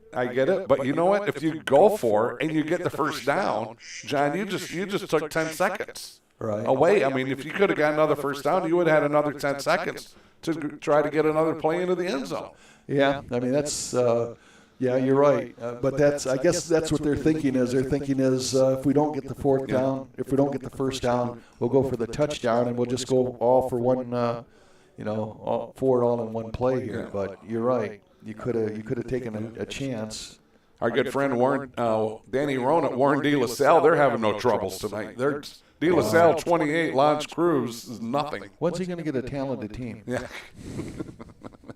How about that guy just builds talent? Oh, man. That guy's just an amazing football coach. Out of the shotgun is DeHaan. Should be the final play of the first half. Empty backfield, and DeHaan, straight drop back, and now he's going to roll to his right. Time has expired. Fires it in the corner of the end zone, almost picked off there. I think that was Nate Boley. That was Boley. Again, threw into about triple coverage there, but again, that Hail Mary type of pass, and it's going to be incomplete. So we have played to a deadlock here, Cal, after 1 half. 7-7, a heavyweight title fight here, Cal. I tell you what's been just what you would expect. Number 1, close number game, 2. Number 1, number 2, tied up 7-7. 24 minutes left to go of regulation of game time to decide this game, to see who moves on, who goes home, who gets ready for basketball, who comes out and practices football on Monday. Yeah, exactly. And the thing is like you said, the offense sells the tickets, the defense wins the championships, but you're talking about these 2 high-powered offenses, and now you got a 7-7 game, so go figure. But again, that's not to sell short the defenses. These 2 teams have very, very good defenses to go with their explosive offenses. But when you have the explosive offense, sometimes that overshadows the blue collar defense doesn't. And I said kind of in the pregame that both of these teams have good defenses. Everybody talks about the fireworks and all the offense. Sure. But I said in the pregame, defenses. They win championships. Exactly. Year in and year out, basically, depending on what sport. Tell you what, why don't we do a quick scoring summary, and then we got Scott DeCamp. Well, let's tell you what, let's take Scott first, and I'm going to walk next door. Scott's busy doing some stuff here. So. Scott's busy. Yeah. He's too busy for us right now. Yeah, that's right. Yeah, okay, we can do that. Yeah. We'll do a scoring summary. Just let us know when you're ready to go, Scott. All right, here we go. Let's take the Whitehall Vikings first. So 1, 2, 3, 4. Finally, their 5th possession. Yeah. That hasn't happened all year. It hasn't. Before they got on the board. Started out 1st and 10 on their own 38. Started the drive at 4:49. Score at 3:47. Stratton, 46-yard touchdown pass to Thompson. The Howe kick was good. That was their lone score here in the first half as I turn the page. That's a Bob Seger song. Yeah, Turn the page, isn't it? Yeah. You like that? Yeah, You like that? yeah, I like that. Second possession here for the South Christian Sailors. They start out at the 5:20 mark in the first quarter. They score at the 46-second mark. They started out 1st and 10 on their own 31. Ended up being a 1-yard touchdown run by DeHaan. The Brinks kick was good, and that is their lone touchdown here in the first half here. So far, really, it's been a great game. Defenses have been ruling, that's for sure. Right, exactly. And Stratton on that touchdown pass was vintage Kyle Stratton, rolling right, coming back left, looking like, he's just scrambling for his life. He could have probably ran the ball, maybe got the first down, but then he sees Ayler, wasn't it Ayler? In the corner for the touchdown. Yeah. Oh, okay. Oh, so he's gonna grab that. So I guess we're all going to be able to be involved in this, Cal. I like it. There you go. So the boss, man. How you doing, boss? Good. Chilly out there? Yeah, I can hardly do my social media updates because my hands are freezing. you know what? I can't get that mic to work there. Hang on. You can't? Let's try this. Try that now. Can you hear me now? Can you? No. No, you're dead. Here, take this one. Yeah. Here we go. Cal wants to get pizza anyhow. All right, so you're saving Cal from having to get some pizza here. Okay, how about that? That's okay. We're good. All right, there you go. Now you hear yourself, right? Feel your legs. I hear myself all the time, but I don't know if that's a good thing or not. Excuse me. Got a flu shot there, and boy, Yeah. that's what happened to me, huh? Yeah, That's what happens when your wife yells at you to get a flu shot. Next thing you know, you get sick. But oh well, things like that happen. I'll tell you what, Cal. Okay, Cal's going to leave. Get Scott in here. Yeah. Where's the cameras when you need it, man? I know. They're changing to the guards, as we say. Boy, I tell you what. You are cold out there. I'd rather have my job than yours. The warmest spot in the stadium is Cal's seat that he just vacated. He's like, you're going to take that with you when I'm you going leave? to put my hands on it. It's kind of nasty, but I'm putting my hands on it under my legs. That's a little disturbing image, but Well, hey, we finally found something that Cal was good for, right? that's right. All right. Keep the seat warm. That's right. Well, I'll tell you what. You probably heard us as we were coming in. Offense is the thing that sells tickets. Defense wins the games and the championships. And you talk about these two high-powered offenses coming in, so it's only natural that you're thinking, oh man, we're going to shoot out. But what gets conveniently forgotten is that both of these teams play very, very good defense. They do, and that played out in the first half. And I think the wind is a huge factor. It's blowing. What direction are we here? Where are we going? What way is North that? that way. So it's north and south field. Yep. So south, it's blowing toward the south. And if you got the ball in that direction, both teams score their touchdowns going that way. Yeah, exactly.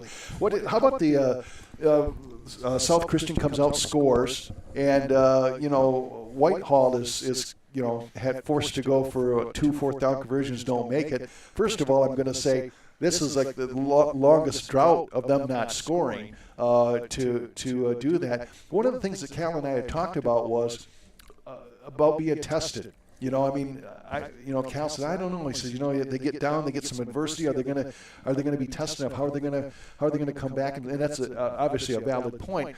My point was when they played Unity Christian. Now you got to go all the way back to week 1.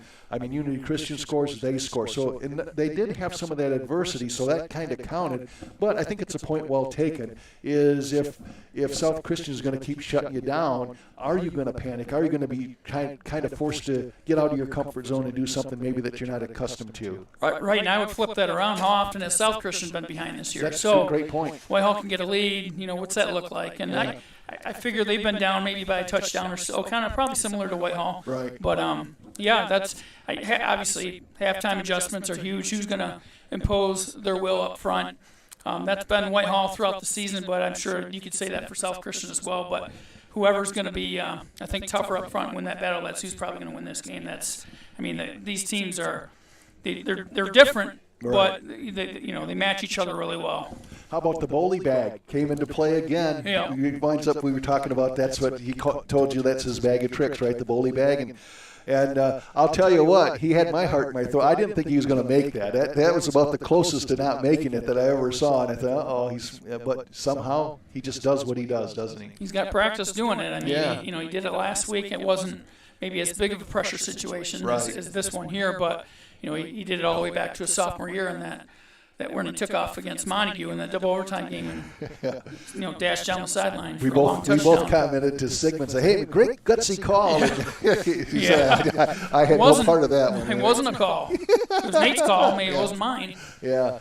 But big time player. And I'll tell you what, how about that touchdown pass to Ayler? Wasn't that vintage Stratton? I mean, to Thompson? Yeah, I said Ahlers. Yeah, I meant Thompson to Thompson. I mean, going left, scrambling, and the thing I'm so impressed by him is he's always thinking pass first. He could have ran and maybe panicked. A lesser quarterback might have, but he waits for the defense to, and the defense has got to respect his running ability. So all of a sudden they're cheating off their receiver. And that pops open Thompson, and next thing you know, you got a 46-yard touchdown pass. Nice adjustment on the ball by Thompson too. Yeah, but it was. Yeah, that his feet for strain. He can run the ball, obviously we've seen it, but his feet create so much more time and put so much strain on the defense. Yes. Just because how can you expect to cover somebody for 9 to 10 seconds? Right. And that's what he makes them do. But one thing I didn't know if you guys had heard yet, and this is not first-hand info, but you can see him hobbling around out there. I hear that Tran and Ayler got hurt in pregame. He's out there,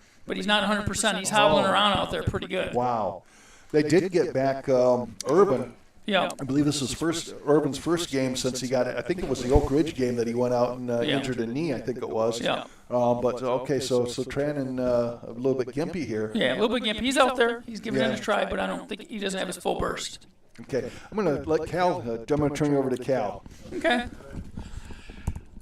I don't know if that's a good thing or not. Hey, good job. Good job keeping the seat warm. It was the warmest spot in this stadium. I think it probably was, yeah. Yeah. Yep. Hey, John, give me a little cord here, will you, if you could?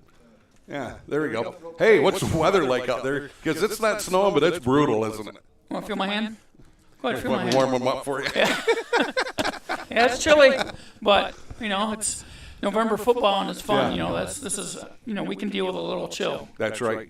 I tell you what, your impressions of the first half. I know you've been on the field where we're so far away from it. But what are you thinking here so far going in the second half? I mean, they're different players. You look at the two quarterbacks, but just the ability to kind of move, and there's so many things you got to worry about. They create so many problems for your defense, put so much strain because they can extend plays with their feet, or they can tuck and run. And you would love this because this is a line from your book. But whoever makes the adjustments and up front, who's going to start taking over up there? Yeah, absolutely. That's been Whitehall a lot, but I'm sure South Christian's 11-0 for a reason. So they obviously are able to get that done too. So it'll be interesting to see. And then I think the wind has been a huge factor. Yeah. The wind blowing toward the south. I think both teams scored with the wind. I think that just gives you a little bit extra edge. Yeah. Highlight the game tomorrow. CatchMark game of the CatchMark Saturday game, we'll call it. The Oak Ridge Gladstone game. Tell us about that one. So we got Oak Ridge 10-1 hosting Gladwin 11-0. Some say this is the best team Gladwin's had. A former colleague of mine at M Live covers them a bit, and they got some big boys. They go like 6'2", 245, 6'2", 265 quarterbacks, 6'2", 200. Okay. They got 6'2", 190. They got some big kids. What I wonder about Gladwin is the strength of schedule. I wonder, how much adversity they've seen. They got a nice win over Standish Sterling, which, by the way, did beat Ithaca this year. And Gladwin beat Standish Sterling 35-7. So and we seen Ithaca last week. And they're good. That's a good team. They're a very good ball club. So yeah, and I think Oak Ridge, they're used to seeing big guys. Oh yeah. And they're a team that I think Oak Ridge has that Kerry Harger mentality. We don't care who you are. We don't care how big you are. We're going to come out and we're going to hit you, and we're going to let the chips fall where they fall. Oak Ridge is playing very well. I mean, their one loss was just excellent Whitehall team, and outside of that, they played some very good ball this year. And, they're in their home field, which, that doesn't hurt. Playing at home, you don't have to travel. Gladwin's traveling 2.5 hours, so that's another little bit of an edge. But it'll be, I think Oak Ridge will have their hands full, but I think they still got a shot in that one. Yep. Girls basketball starts on Monday. Yeah, Practice does. Yeah. So are there going to be some good girls teams around the West Michigan Conference? Well, Ludington got to the state semis last year, and they're new to the conference. So, they got some returnees back from that team, so there'll be a team to watch. Montague should be strong again. In the other division, you've got Hart. They're going to be, really loaded again. They lose the older hubby. She didn't play last year because she played very little early in the season, blew her knee out. But no, they're going to be very good. They're going to be, right up at or near the top of the Rivers division, and I think it'll be Ludington and Montague, and I'm trying to think if there's anyone else that really mixes in, and I think Whitehall could be down a little bit potentially. Okay. And then beyond that, I'm really racking my brain to think of who else would be in that mix. But those are the teams that really jump out. If you're a boys coach and you're Christian sub down and you're sitting over there, more than likely he's here. He's got to be holding his breath because he has so many of these basketball players who are out here playing. And I know he says, hey, I don't want my guys until the Monday after Thanksgiving weekend. I mean, he wants them to win a state championship, but boy, he's got to be on pins and needles also. Oh, for sure. It's, there's that element, but there's also, this kind of experience that these kids are getting, that does come in handy in a basketball season because you learn how to win, you learn how to play in against adversity and in tough situations, and it just brings out more of a competitor in you. So I think this helps. Oh, absolutely. Second, John always asks me, so I get to ask you. Take us in the locker rooms of both coaches here. What look for the adjustments here in the second half? I think Whitehall started kind of wrapping up the running game a little bit, in that second quarter. That's the key. You gotta stop that before you. I think that's the first thing you got to take away, as tough as it is, because especially with South Christian, they go 4 and 5 wide, and he's looking to just pick through the defense. But it's going to be one up front. Again, I keep going back to that. That's where football games are won, and especially this time of year, that's when they're won. Yep, we haven't really seen any turnovers yet, and I think only 2 penalties in the first half. Yeah, pretty clean game. And that's the thing in a game like this. The mistakes, those are magnified in this kind of game. Yeah, they certainly are. I don't think we have any precipitation coming here. So hopefully it's going to at least stay dry here for the rest of the first half. Yeah, hopefully. Yep. I'll hand it back to John. All right. Well, I will not try to say precipitation.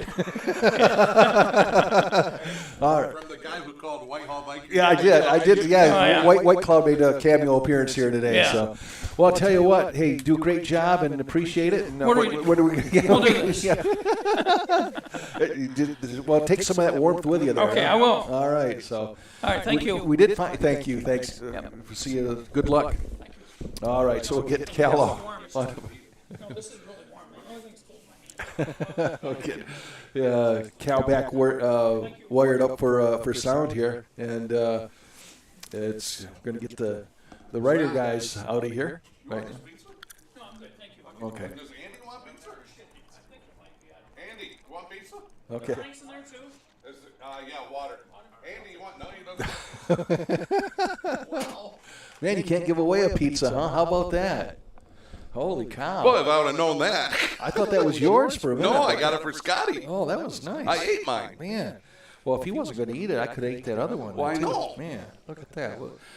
I'm sure it won't go to waste. It'll be cool. You like cold pizza? Not really.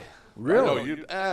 Well, yeah, I can't say that. It's pepperoni. I'm not a big pepperoni guy. Aren't you? Okay. But I'll eat it. Yeah, if it's free, you'll Oh, eat yeah. it. Yeah. Well, I'll tell you what. Found out something that you're good for outside of your great color commentary, keeping the seat warm.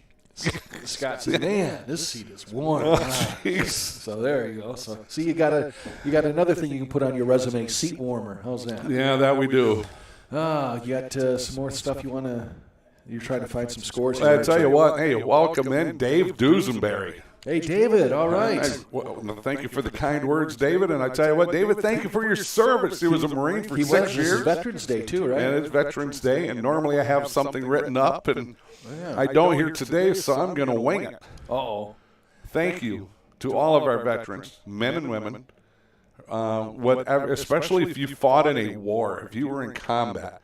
Thank you so much. The freedoms that we have today are solely because of you. And from John and I and Scott and Brent and Billy, Jesse, Matt, Trent, from the entire CatchMark crew, thank you to our veterans, because we enjoy our freedoms solely because of you. Men and women, all 5 branches. Brent Rath, of course, is another military guy. Our big boss, the owner here at CatchMark Sports, or CatchMark Incorporated, CatchMark everything. Yeah. So Brent and his wife Kara also served, and we cannot thank you enough to everybody out there that's listening. And we know they're with some great people here in the greater Muskegon County. I think of Joe Byerly, way back in World War II. Right. Was caught 3 different times, escaped from the Germans 3 different times. And the last time he escaped, he fought with the Germans against he fought with the Russians against the Germans in World War II. Right. With a woman commander. There was a woman commander on that tank she was in charge of that tank division from Russia. Yeah. And Joe Byerly, probably the most decorated veteran, and there's a lot of decorated veterans in greater Muskegon area. And tell you what, just outstanding, sacrifice for our veterans. He was a member of the famed 101st Airborne that jumped right before D-Day to make it possible that the guys could get on the shore, and it was rough enough as it was. So, yeah, you betcha. And all the wars, the Vietnam, Korean War, the wars that we've had in the Middle East, and some of them still ongoing. So we do wish him the best. Yeah, Tony Van Wy just messaged me this about Anthony Van Wy serving on a sub. Looks like about in World War II called Blueback submarine. I think that was the name of it. Anthony Van Wy serving on submarine Blueback. So that would have been the name. Submarine duty. That does not sound appealing to me. Well, fat guys like you and I, we're not getting in a sub. We might get in, but we wouldn't get out, I guess, huh? He spent 10.5 years on a sub. Oh, my goodness. Wow. That's a special kind of strength there, huh? While you're doing all of that, I'm going to go ahead and thank another sponsor. How about that? Yeah. How about the Durgas, the Durga Insurance Group? They look at success through a different set of lenses, placing a relationship with their clients first, regardless of what stage of life you're in. They're there to help you each step of the way. They're located at 1535 Far Road, Norton Shores, or give them a call, 231-744-9106. That is the Durga Insurance Group. Couple scores. Riverview, 21. Dearborn Divine Child, 21. That's Gary Danielson's old school. Yes, Dearborn it is. Divine Child. You knew that, huh? Yes, I did. Yeah. Livonia Franklin, 18. Birmingham Grove, 17. DeWitt, 13. Linden, 7. Dexter, 35. Midland, nothing. Detroit Country Day, 20. Flat Rock, 7. Goodrich, 14. Monroe St. Mary, 6. Michigan Collegiate, 16. Clinton, 6. Lawton, 6. Lumen Christi, nothing. Mason and Trenton, they're tied up at 14 apiece. Forest Hills Central, 14. East Lansing, 3. Wow. And okay. Going to be a kickoff here. Whitehall kicking off. We are tied at 7 as we start the second half. Down to the 10-yard line. Coming back with it now is the returner, number 23. That is going to be Skurr, Charlie Skurr, the junior. And he fights his way all the way up to about, it looks like, right around the neighborhood of the 35-yard line. So first and 10, decent field position for the Sailors of South Christian. Oh, wow, 11:53. Oh, man. Yeah. Most drives start at the 11:55 mark. Except when we mentioned that, we've only had to think about one of those. Yep. Right? And our good friend Rick Heckman, of course. Yep. That sailor spent all those years on a sub, and John and Cal spent 2 weeks eating a sub. That's what we miss right there, right? Oh, bazinga. Yeah, man. A lot of years we worked with Rick, and he'd have the old zingers there for us. Yep. Good to have him along. But wish we had the old days sometimes. This is a keeper by DeHaan. DeHaan across the 40, and he fights his way across the 40 to it looks like about the 43-yard line. Decent, about a 6-yard, 7-yard gain. I'm going to go 7 yards. Okay. South Christian moving right to left here. They're driving to the north, driving right into that wind. All right, 11:31, just underway here in the second half. Which means they'll have the wind in the fourth quarter. That might come into play. All right. Looking forward down the road here. 3 wideouts right, 1 wideout left, single setback is Brinks. Out of the shotgun is DeHaan. Now they send Brinks wide out to the right side. This is DeHaan, quarterback drawn. He is thrown down for a loss. Caden Waller, that defensive lineman again. Nice play by Waller. Just shucked off a block, spun around, and caught him right in the backfield. Nice job there. Caden Waller, the junior, another one that'll be back next year. Another great defensive play by the Whitehall Vikings, especially anything that's geared towards the middle. Yeah. You know, if I'm South Christian, I'm thinking let's avoid that middle. I mean, they have not had a lot of luck there, have they? Do you think the wind is, going yeah. into the wind, affecting the passing game? It could be. You're absolutely right. It is very windy. we're all buttoned down in here, so you don't see the effect. Oh, this pass over here to the right side. It is caught by Vermas. Vermas has a first down, stiff arms a man as he gets down inside the 50 to about the 45-yard line. Well, I'll tell you what, he put Boley down on a stiff, Stratton down on a stiff arm, and I think Boley makes a tackle. So it's going to be first down for the South Christian Sailors. 10:25 left. We're tied at 7. Winner will play the winner of Edwardsburg and Hastings. Last we heard was Hastings winning. Well, I don't mean to send you to your phone. Yeah, Edwardsburg was winning. What are they? Okay. Yes. All right, out of the shotgun is DeHaan. 2 wideouts to either side, and it's going to be a jet sweep around here left side. This is Brinks. He's got some running room as he goes off left tackle, and he is inside the 40 to about the 37-yard line, and that is going to be about a yard away from a first down. Yeah, nice job offensively. There's some of those guys, those backs pulled out and led the charge there. Definitely picks up that first down. Lucas Palmer with that stop. So it's going to be second down and 1 ball at the 37, 9:37 and counting. We're tied at 7. Regional final action here for the Division 4. Number 1 and number 2 going at it. South Christian number 1, Whitehall number 2. Here's a little jet sweep by Brinks, and Brinks has a first down as he's inside the 35 to maybe the 34-yard line. Trying to find out who's over on that stop, and Waller was over there, just one of the many Vikings. Another first down here for the South Christian Sailors. So already you have the Sailor coaching staff, John, has made some adjustments offensively as they are moving smartly down the field here. All right, it's going to be first and 10, 35-yard line, 9 minutes left here in the third quarter. DeHaan out of the shotgun's got Brinks standing next to him, 3 wide to the left side, and it's going to be a quarterback draw by DeHaan. DeHaan's got some running room. He's across the 30, down to about the 27-yard line before he's brought down. He's got to get to about the 25 for a first. Gobers again, and John, they kind of keep going back here to that left side, running that same play, picking up positive yardage. That time, once again, 9 yards. They have found something that they like on the outside. They can't run up the interior, but having luck running it on the edges. Shotgun again for DeHaan. DeHaan is going to keep it up the middle, and he is going to be stopped, but second effort, I think, gets him the first down. He was stopped short, but then he found a little niche in there as he was falling down and got the first down. Yeah, a little bit of a juke to the left, and he picks up a couple more yards. Nate Peer was there, and Jamar Hill. And they're now getting a little playing time, and they wrap him up and bring him down, but not before the Sailors once again. I think that's their 4th first down on this drive. South Christian, no strangers to playoffs. They've been in the playoffs 7 years in a row, 10 of the last 11. They had some championships runs back in 2014, 2013, and 2012, winning 2 of those 3 years. So they have been to Detroit before. Here is a keeper by DeHaan. DeHaan scrambles his way, fumbles the ball, I think, but I think they're going to call it down, right? I think they are, yes. Actually, Lucas Palmer came up with it. That would have been huge. I think Shane Cook was in on that stop. I got to sit up a little higher because the laptop now is right. Yeah, we got our if there's an obstruction for me, I'm going to find it. It's going to be second down and 5, ball at the 19-yard line, 7:24 and counting. Out of the shotgun is DeHaan. He's got 2 wideouts right, 1 wideout left, and it's a pass over here left side, and it's caught. But just as soon as it's caught, had a defender right on him, and that's going to be caught first of all by number 13. That's going to be Viss. Reddy was right there, along with Jamar Hill. Reddy was ready, huh? Reddy was ready.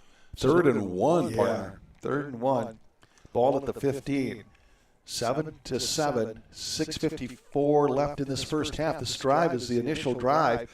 This is playing offense and defense at the same time, as you like to say. Yes, it is. Eating a lot of time on this drive. Time-consuming drive. It's a little pitch. Shuttle pass up to Brinks, and Brinks is into the end zone for a touchdown. That's going to be a 15-yard touchdown run. A little shuttle pass. Went back to pass and then just shuttled it off to Brinks. And Brinks runs it in 15 yards for a touchdown, and now it's 13-7. South Christian on top with 6:40 left. Boy, talk about punctuating a time-consuming drive with a score. They certainly did that. Yeah, I tell you what, started at 11:53. They scored at the 6:40 mark. Methodically moved the ball right down the field, and the bulk of it was running. Right. They're known for a passing attack. The bulk of this was running. And Brinks will come right back and try the extra point. He's nailed one of these out of the hold of DeHaan. And now he's kicking into the wind. Not that I don't think it'll make too much difference on an extra point, but it is a very stiff wind. Yeah. High snap brought down nicely. Kick is up, and it is good. So 14-7, South Christian leading the Whitehall Vikings with 6:40 left here in this third quarter.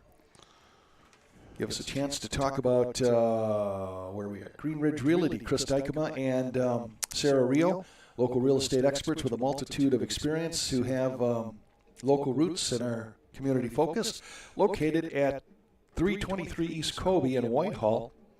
Or you can call Sarah at 231-730-0934. Detroit Country 820, Flat Rock 7, Goodrich 14, Monroe, St. Mary 6, White Pigeon.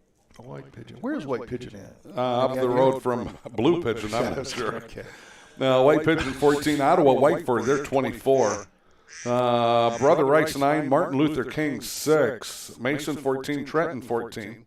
Okay. What What was the last we heard from Edwardsburg? I was at the half. It was 16-6 Edwardsburg. Okay. That was at the half. Winner. That's important because the winner of that game plays the winner of this game. Flat Rock, is that near Flint? I think it is. Sounds like that. Not very good on Michigan geography sometimes. Well, because I usually drive and you sleep. I do, yeah. I have slept through some of the best trips that we ever had. Yeah, the trips to the UP, all the trips to the UP. Yeah.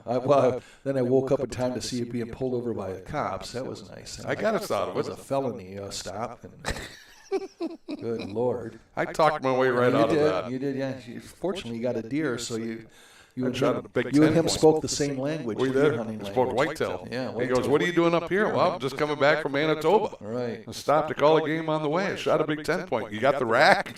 Yeah. Yes, I do. That's interesting to wake up to being pulled over by the police. Let me tell you, that'll get your attention. Here is the kickoff, and it is going to be fielded at the 15-yard line. This is going to be Thompson, I believe. No, this is Ayler.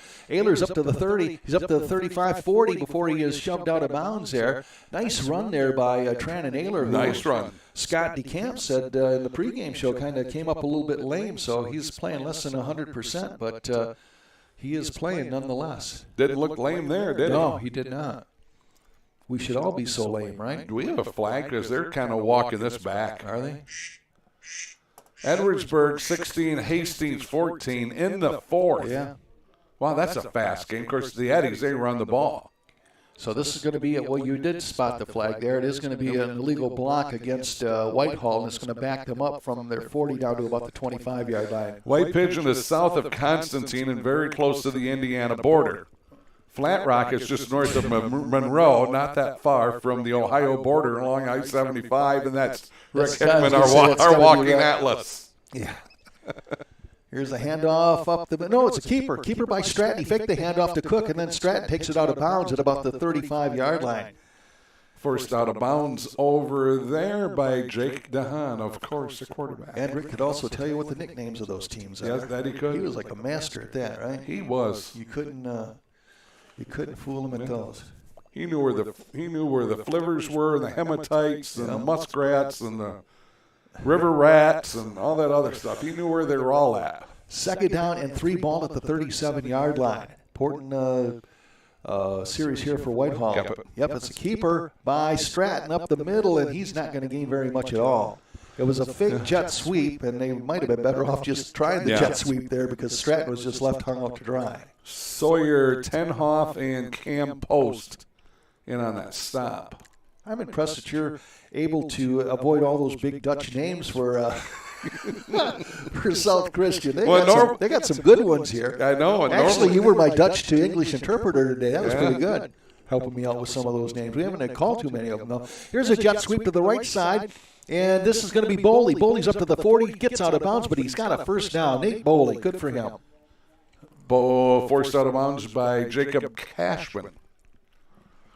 Yeah, saw all these Dutch names here, and all of a sudden I said, "Hey, Cal, you got to speak a little Dutch for me here." And I don't think you've had to find. There's not, but Van Haas and DeHaan, I guess. From Eric Mitchell, Frankenmuth, 35, Flint, Hamady, nothing, third quarter. Where it's always Christmas in Frankenmuth, That's right. Yeah.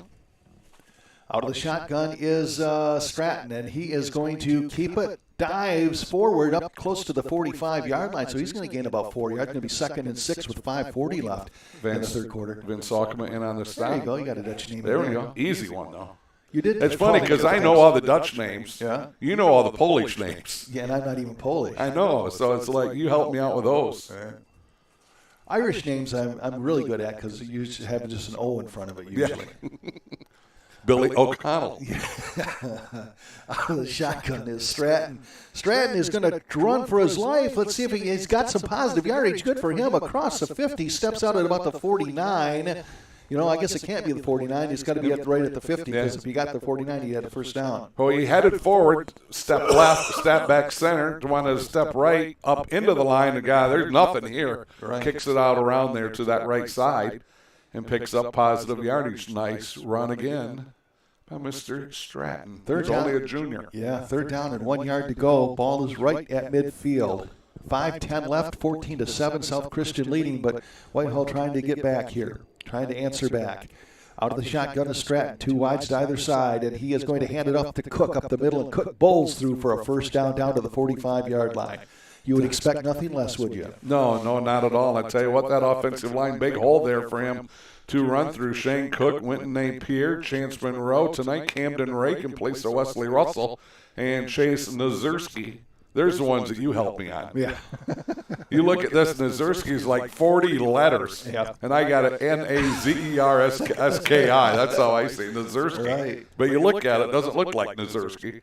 Back to pass, Stratton, little swing pass over here left side. That's Kamar Reddy. Reddy has it, jukes a man. He's down at the 40, still on his feet as he gets down inside the 40, maybe to the 39 or 38-yard line. Let's see where they give him his forward progress. Looks like they're going to have him out of bounds at the 37, so he's going to be about 4 yards shy of a first down. Make it 3. 2nd and 3 from the 37 with 4:36 left. 14-7. Ball's out on that far hash mark closest to the Whitehall sideline, John. Sailors. Oh, they're going to get him. Yeah, Snap the ball. Man is getting late coming off the field. They had to call timeout. Yeah. Yeah, they had a lineman switch here. Of all things, it's not a defensive back, right? It's a lineman switch, so you got about 300 pounds trying to get off the line, and they had to call the timeout. And like you, trying to make yourself small. Yeah, right. No one will notice me. I'm going to get small, right?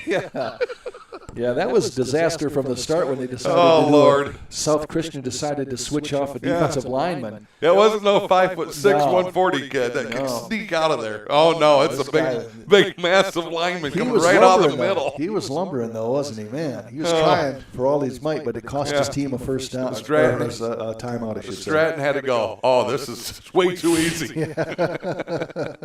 But kudos to the South Christian staff. There's Johnny on the spot, called that timeout to save that 5 yards and a first down. Oh boy. Big Stone Therapies Incorporated is dedicated to providing excellence in rehabilitation services by optimizing health and functions for families and businesses within their communities through caring hands-on healing. Located 9219 Water Street, Montague, or give them a call, 231-893-6655. Grand Rapids Catholic Central 21, Portland 19. DeWitt 13, Linden 7. Portland's had a nice run here of playoff teams deep in the playoffs, haven't they? Yeah. We went there a couple different times. Man, were we ever treated well. We were. Wow, they were so polite and kind to us. Handoff up the middle. This is going to be, I think that's Cook, down to the 30-yard line. And another first down for Whitehall. Couple different sailors right there in on that stop. Tell you where you're treated good is Ithaca, but that's usually because they beat us. Whoever go down there, I always say, man, they are the nicest people because they say, here, have a safe trip. Here's your butt kicking. There you go. Have a safe trip. Have a good day. Yeah, they were very nice people. 1st and 10 ball at the 32-yard line with 4:16 left. 3 wideouts right, 1 wideout left. Stratton at quarterback, he keeps it and gets around the corner, and he's going to get positive yardage. It didn't look like that was going to happen, but it did. He's inside the 30 to about the 27-yard line, gain of about, 5 or 6 yards. All Kyle Stratton again, Cam Post, 6'4", 250-pound linebacker. Oh, my goodness. So it's going to be 2nd down and 4 ball at the 26 of South Christian, 3:44 left. Stratton out of the shotgun. And it's going to be a jet sweep to Boley. Boley tries to cut it up. Now he goes outside. He's down to the 20, puts his head down, goes out of bounds at the 15. Another first down for the Whitehall Vikings. Got a really nice block by Trannon Ayler out there on the end to spring him for additional yards. Wow, nice block by him. I see 33 heading back to the huddle late, so it's probably him on the stop, Caden Dykema. Yeah, he's one of their leading tacklers. They have some very active linebackers on this team. But I think 3 guys over 40 tackles, 2 of them, or one of them over 50 tackles for losses. These guys get it done. That's amazing. First and 10, ball at the 16-yard line. Little end around here from the right side. This is going to be Boley again, and this time they've zeroed in. They said, not this time, Nate. He is down to the 20. He's still right around the 15-yard line. No gain. DeWitt 16, Linden 9 in the third. Edwardsburg 16, Hastings 14 in the fourth. Okay. Say that one more time. Edwardsburg 16, Hastings 14 in the fourth quarter. They've got a game going there. Yes, they do. And then DeWitt, of course, that would be an opponent, a possible opponent for Muskegon if they can win tomorrow. Muskegon can. It's going to be 2nd and 9, and this is going to be Kamar Reddy trying to get around the corner. Can he do it? Yes, he can. He's down to the 10, inside the 10, down towards the 5-yard line, and he's going to be in the conversation for another first down. Let's see. Camden Thompson, one more time. Camden Thompson, crushing block out on that end. He took number 5 there, Dahan, their quarterback, defensive back, and put him on the turf. Wow, that was a huge block. And that will be a first down for Kamar Reddy. So it's 1st and 10 for Whitehall at the 5-yard line. They're coming back. They trail 14-7 with 2:53 left. Thompson's just that sophomore, and he took that great player in Dahan and put him right down. 2 wides left. Now a man comes in motion. Handoff up the middle. This is Cook, and Cook is into the end zone, untouched. That's going to be a 5-yard touchdown run for Jackson Cook with 2:50 left in the third quarter. And now it's 14-13, and an all-important extra point coming up here for Landon Howe. Started the drive at 6:31. They score at 2:50. So we've had two possessions and on all here so far in this third quarter. Yeah, 2 time-consuming drives capped off with a touchdown. Doesn't get much better than that, huh? Now Landon Hall's got to do his job. Howe, I should say, out of the hold of Boley.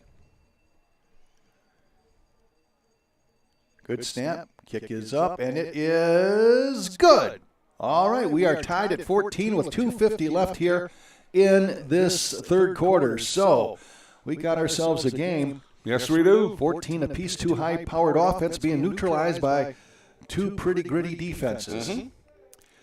Grieve Law PLC offers affordable legal services for estate planning, probate, and trust administration. Also, in that time where things aren't working out and there's a divorce in the offing, they will help you with that as well. And also Medicaid eligibility, willing to help people.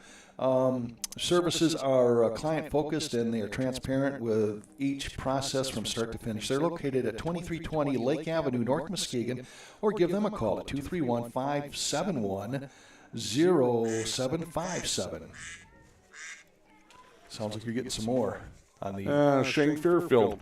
Really? Yep. He's been, He's watching film tonight, huh? He's watching film, probably listening to us. And wow. Sorry about that, Shane. Yeah. Hey, good luck tomorrow, by the way, bud. Yep. Great coach. He's like 100. His record's like 135 wins against 25 losses. Damn. Now, I mean, it's nuts. Yeah. It's just nuts. And he has breakfast with you every Friday. Yeah. Good luck, sir. Yeah. Even though you did force him to change a waitress and a table, right? And this is going to be a kick down to the 15-yard line. They get it all the way back up across the 25 to the 27-yard line. No, I didn't force him. We, at the loss, forced us to switch things up, yeah. Well, at least he didn't say, VanSingel, you're out of here, right? No, he did not. Yeah, I walked in today and I says, I think we're like on a 7 or 8 game winning streak here. And they have the table reserved for us now. So you got the new waitress all squared away? Yeah, yep. Okay, good.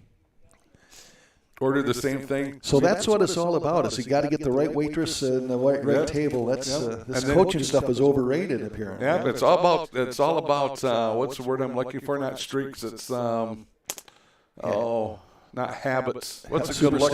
Superstition. Yeah.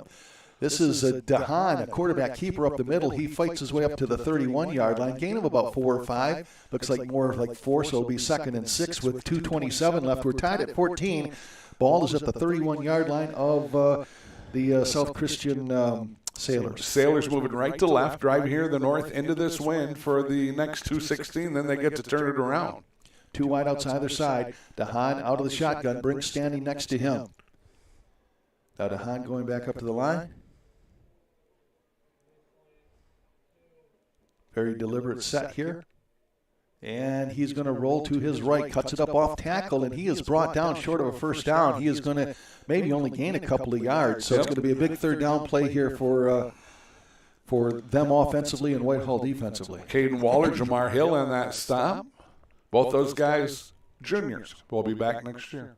Clock still running down to 1:38 third quarter. This one's all tied up. Ball still right in the middle of the field, so the Sailors have options. Plenty of room to go left, plenty of room to go right, not much room in the middle. Seems like 3rd down and 4 yards to go. Ball at 33. They've been having success running off that left end. Not much up the middle. No, not much at all. DeHaan out of the shotgun, 2 wides right, 1 wide left, and it is going to be a handoff, a jet sweep here by Briggs, and he is brought down for a loss. So another big defensive stand here for the Whitehall Vikings, Cal. All Gilbers and Ayler doing a nice job of getting in there, wrapping them up. Nice play by those guys defensively. And that made the Whitehall coaches in the booth next to us very happy. You could probably hear that. Yeah. Remember when we were at Ravenna and that one coach kept losing his mind? Like literally losing his mind? Like people people in the press box down below were getting up, turning around and looking at him. Right. Oh, my goodness. We were in a press box one time, and I said, you know what, Cal, we're going to have to swear louder than the guys over here just to drown them out. It's going to be 4th down and 4 yards to go. Punting situation. Briggs will be back to punt for the Sailors. You know what? Nobody back. No, Whitehall is not sold that this is going to be a punt. They have not dropped any, but now we got a flag. It's going to be delay a game, and this will back them up 5 yards. That's interesting. That was really interesting. That was really. I wonder why they did that. Yeah. Because it's not like you're punting with the wind. No, they're going to be punting against the wind, and it's 5 yards back farther. Yeah, it's not like you waited till the end of the third quarter. Right. Because there's still 21 seconds left. That was, yeah. You know what? They're still not. Are we? Yeah, it's 4th and 9. Okay, Boley is kind of going back, but not really. They're not sold on it. No. They must have seen some film study on these guys. Right. Yeah, they're not sold, and now Boley will drop back. And it is going to be a punt. Oh, it's going to be DeHaan that's punting. That's what the deal was. They had DeHaan. It's usually Brinks punting, but they had DeHaan back there, so that was a little suspicious to him. So it's going to be down by Whitehall at the 35-yard line. So that must be what it was that DeHaan was back there, and they thought that, well, maybe something tricky is going to happen. Yeah, and good job by the special teams coordinator out there to notice that and gets everybody coming back up at the line of scrimmage. Yeah, because he noticed it was DeHaan before I did. So. Well, with 11 seconds left here, Whitehall's going to have the ball with the wind, but I don't think they're going to try anything that crazy with it as far as throwing a bomb. Yeah, it's 1st and 10 at their own 36-yard. Stratton back to pass. He's rolling to his right. What did Cal say? Over the middle. Boley has it at the midfield. He's at the 45-40. He's at the 35, down to the 30, down to the 25, stumbles down to the 21-yard line, and that'll be the final play of the third quarter. What was that, Cal? I got nothing. I got nothing. Okay, just sit there and be quiet, right? Well, it was a short pass. And Boley bowling his bag of tricks, man, turned that into another 25 or 30 yards. That's the great Boley. Catch, a nice pass by Stratton, a great catch by Boley, and he turns that into another 25 or 30 yards. Keep that one for the blooper reel. Right yes, there. sir. 1st and 10, Whitehall will have at the end of the third quarter. When we come back, they'll be down to about the 21 or 22-yard line. They got it. They got the momentum, and they're driving. They really are. Give me an opportunity. You all right? Clear my throat here. Need me to read one? No, I think I can do this one. Okay. I'll see you. Looks like you got a score ready to come up, so you just focus on that. One thing at a time. One thing at a time. Mister, I don't think there's going to be a long pass here. With over 35 years experience, Scheid Plumbing, Heating, and Cooling are in business for you. Their technicians provide honest personal service for you and your family. business or home, they're located at 990 Industrial Park Drive, Whitehall, or give them a call at 231-894-9760. That's Scheid Plumbing, Heating, and Cooling. I'm trying to see if we have anything new to report. No? Okay. All right, 12 minutes on the clock. It's first and 10 for Whitehall. They're at the 22 of the Sailors. We're tied at 14. They are going into the wind, but they're in the short end of the field. And it's going to be a handoff up the middle to Jackson Cook. Cook fights his way down to the 15-yard line. He's got to get down, it looks like, to the 12 for a first down, so a gain of about 7. Nice job of the offensive line opening up a hole there. Cook, Napier, Monroe. Tonight, Camden, Rake, and Chase Nazurski. How about Camden Rake coming in? Yeah, having to replace Wesley Russell here for the evening. Yeah, right. Doing a good job. Second down and 3, ball at the 15-yard line. Stratton out of the shotgun's got a man in motion. That's Boley, and Boley's going to take it on a jet sweeper on the right side, and this time he is going to be corralled. Well, I say that. He is finally stopped, but he didn't go down easy, but he did lose some yardage. Well, he did not go down easy at all. He ended up needing 3 Sailors to bring him down. Right. He is a handful, isn't he? He is. He's wiry. Something you never were. No, no, not at all. Third down and 3, ball at the 15, so they're going to say he actually got back to where he didn't lose any yardage. 11:01 left here in this fourth quarter. We're tied at 14. Scoop wishes he was here. Does he? We wish you were here too, Scoop. 2 Scoop. Wait a minute. 2 wideouts left side, 2 wideouts right side. Actually, 3 wideouts left side, 2 wideouts right side. There we go. For Whitehall. Out of the shotgun is Stratton. A handoff up the middle. Cook. Cook's got some room up the middle. He's down to the 10, fighting his way inside the 10 to about the 7-yard line. Or that time ran right over the top of the center, Chance Monroe, and the guards, Wesley Russell and Shane Cook. Those 3 guys opened up a huge hole there, and he took advantage of it and picks up another first down. First and goal for the Whitehall Vikings at the 6-yard line. 10:32 left in the fourth quarter. We're tied at 14. And we have an injured player for, that's a Sailor that's down, right? Yep. Yes, sir. Flat on his back right about where the tackle was made, so he'll get some attention there. I got a couple scores. Okay, go ahead. Frankenmuth 42, Flint Hamady 7, fourth quarter. I thought I seen another one pop up. No, that's it. Okay, I'll talk about Dave Duesenberry. How about that? Sounds good. The Dews. All right. Honest, hardworking, dependable, Reese Puffer graduate, and attended Muskegon Community College. So, hey, he and I have that in common. Although I bet you majored in Pac-Man. I did. I bet you it took me longer to get my associates than it did. It's a 2-year school, right? Took me 4 years to get my 2-year degree. Yep. There, I got my money's worth. You're talking about him, and I got scores. Okay, and of course, United States Marine Corps, again, Veterans Day. Want to thank our veterans for that. Certainly Dave fits into that.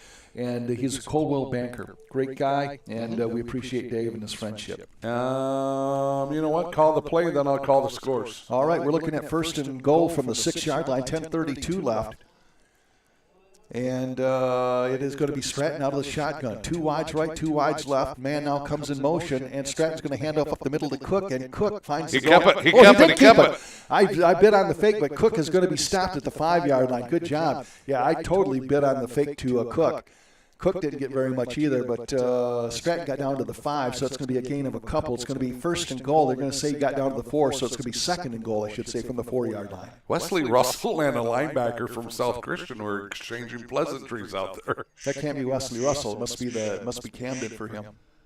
No, 54 Wesley. Oh, no, yeah, right. No, I think it was Rake. Yeah, my bad. Yeah. Oh, it's 74 is who it was. 74. Second and goal. And this is going to be this is Boley, sweep right side. He's into the end zone for a touchdown. Whitehall has their first lead of the evening with 9:41 left in this one, 20-14. It was Boley off a jet sweep off the right side. And Boley continues to have a good game. How many yards was that? 4 yards. 4 yards? 4-yard touchdown run. So the Whitehall Vikings looking to extend their season to a semifinal meeting with Edwardsburg Hastings. But still plenty of time and a very talented team that they're facing here. Yes. This is Landon Howe. Every point is magnified. Every play is magnified. The kick is up, and it is good. Boy, it took a long time for him to say good, didn't it? So, 21-14, Whitehall on top with 9:41 left in this regional final game here at East Kentwood High School. Very windy, blustery night. I'll tell you what, though, our choice for weather we picked tonight because tomorrow you're going to have, they're talking rain, maybe turning over to snow and being total snow by Sunday. So winter is, Jack Frost is getting ready to visit us, Cal. He certainly is. I am trying to pass along a couple scores. Okay. The Eddies won. The Eddies win 24-14. So they have their ticket punched to the semifinals next week. They would play the winner of this one. If Whitehall could hang on, they'd be there. That would be Whitehall's first run to the semis, I believe. Yes, it would be. Yep. I think the farthest they've ever been is this game here, if I'm not mistaken. Now I might be making some stuff up. Scoop says, thanks for the really nice words for veterans. Much appreciated, as he is a retiree from the United States Navy. All right, Scoop. Way to go, Scoop. Stay out of those submarines, though. Up to the 15, 20, 25-yard line. He's up to the 30. That is going to be, I think that's Jackson Hake, number 4. It was. Hake got a nice little run there, took it about his own 15 and got it up to about the 31-yard line, where 32-yard line will be 1st and 10 from that point with 9:34 left. So, Whitehall trying to stay alive. Oak Ridge, we wish the Eagles the best tomorrow. They'll play at home. Who are they playing again? I am drawing. Gladstone. Thank you. You're welcome. And my wife says I can't multitask. Yeah. All right, out of the shotgun is DeHaan. He calls Brinks over by him on the right side. Now he gets him over to the left side. 3 wideouts left, 1 wideout right. And it's going to be a quarterback keeper by DeHaan. DeHaan is finding the going tough. Might have got a couple. Going to be second down and about 8 yards to go. Caden Waller in there making that stop, and I think DeHaan might have lost it for a split second. Lost the ball. Lost the ball. It seemed like he had to kind of reposition it. Because it's not like I'm right there on the sideline. Right. It's going to be second down now and 9. They're only going to give him a 1-yard gain there, Cal. Well, ball at the 33, 9:06 and counting. 21-14, Whitehall on top. DeHaan out of the shotgun, 3 wides left, 1 wide right. DeHaan now gets the ball. It's going to roll to his left. Steps up, passes. It is caught over there for a first down to about the 46-yard line. That was number 6 on the catch. That would be Seth Ritzma.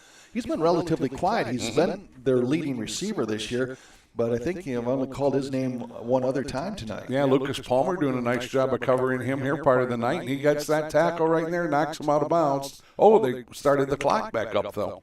So it's 1st and 10 at the 46-yard line of the Sailors. Moving close to midfield with 8:35 left here in the 4th quarter. Whitehall up 21-14. DeHaan out of the shotgun. 2 wide to the right side, 1 wide left. Single setback is Brinks. It's going to be a keeper and a pass over. He's got a man. That is Viss. And Viss catches it, goes up for a circus catch at the 20-yard line.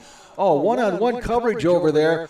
And Viss came up with a big catch down to the 20. It'll be 1st and 10 for South Christian as they are on the run here. I tell you what, Grayson Shepard planted DeHaan right on the throw. I ended up watching that down there. Good call on the catch because I was watching what was going on with Shepard and DeHaan. Actually going to give Viss down to the 18-yard line. So it'll be 1st and 10 at the 18 of Whitehall with 8:06 left in this contest. And Whitehall up 21-14. Big drive here both ways. DeHaan now has his running back, Brinks, standing next to him right side. 3 wides right, 1 wide left. DeHaan again out of that spread formation, that shotgun. And he is going to keep it. He's going to try it off the left side. He's rolled around, and this is Jackson Cook throwing him down back at the 20-yard line. He was actually held up there by somebody, and then Jackson Cook wrapped him up and threw him down hard. And now DeHaan slow to get up. Yeah, I tell you what, that was about as hard as you want to pick somebody up and throw him down without getting a flag. Right. He did lift him up, spun him, and threw him down. 20 years ago, you don't even think of that being, But this day and age, with player safety, Boy, that's one of the, I think if he would have lifted him higher and brought him down, for sure it would have been. He didn't lift him high. He just spun him at, like waist high and then put him down. 2nd and 8, ball at the 16-yard line. DeHaan out of the shotgun. He's going to roll to his right, throws it. Got a man in the corner of the end zone. It's intercepted. And dropped. Oh, and dropped. Oh, that was Trannon Ayler. Yep. Ayler had it in his hands and couldn't hang on. Oh, my goodness. Boy, he had it right there and just could not. Yeah.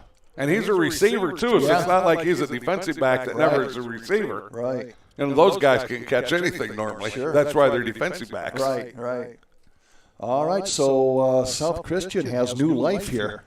And definitely 2-down territory here with 3rd and 8. Yeah, 3rd and 8 from the 16 and 6:59 left. Yeah, they're going to go for it. But, if they don't get a first down here, they're going on the next one. Whitehall up 21-14.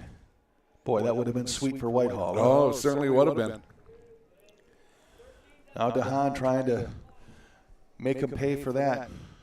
Out of the shotgun, 2 wide outs, got a new lease on life here. And he's going to look to the corner of the end zone again, throws it, and it's caught this time by number 6, Ritzman. He has a touchdown.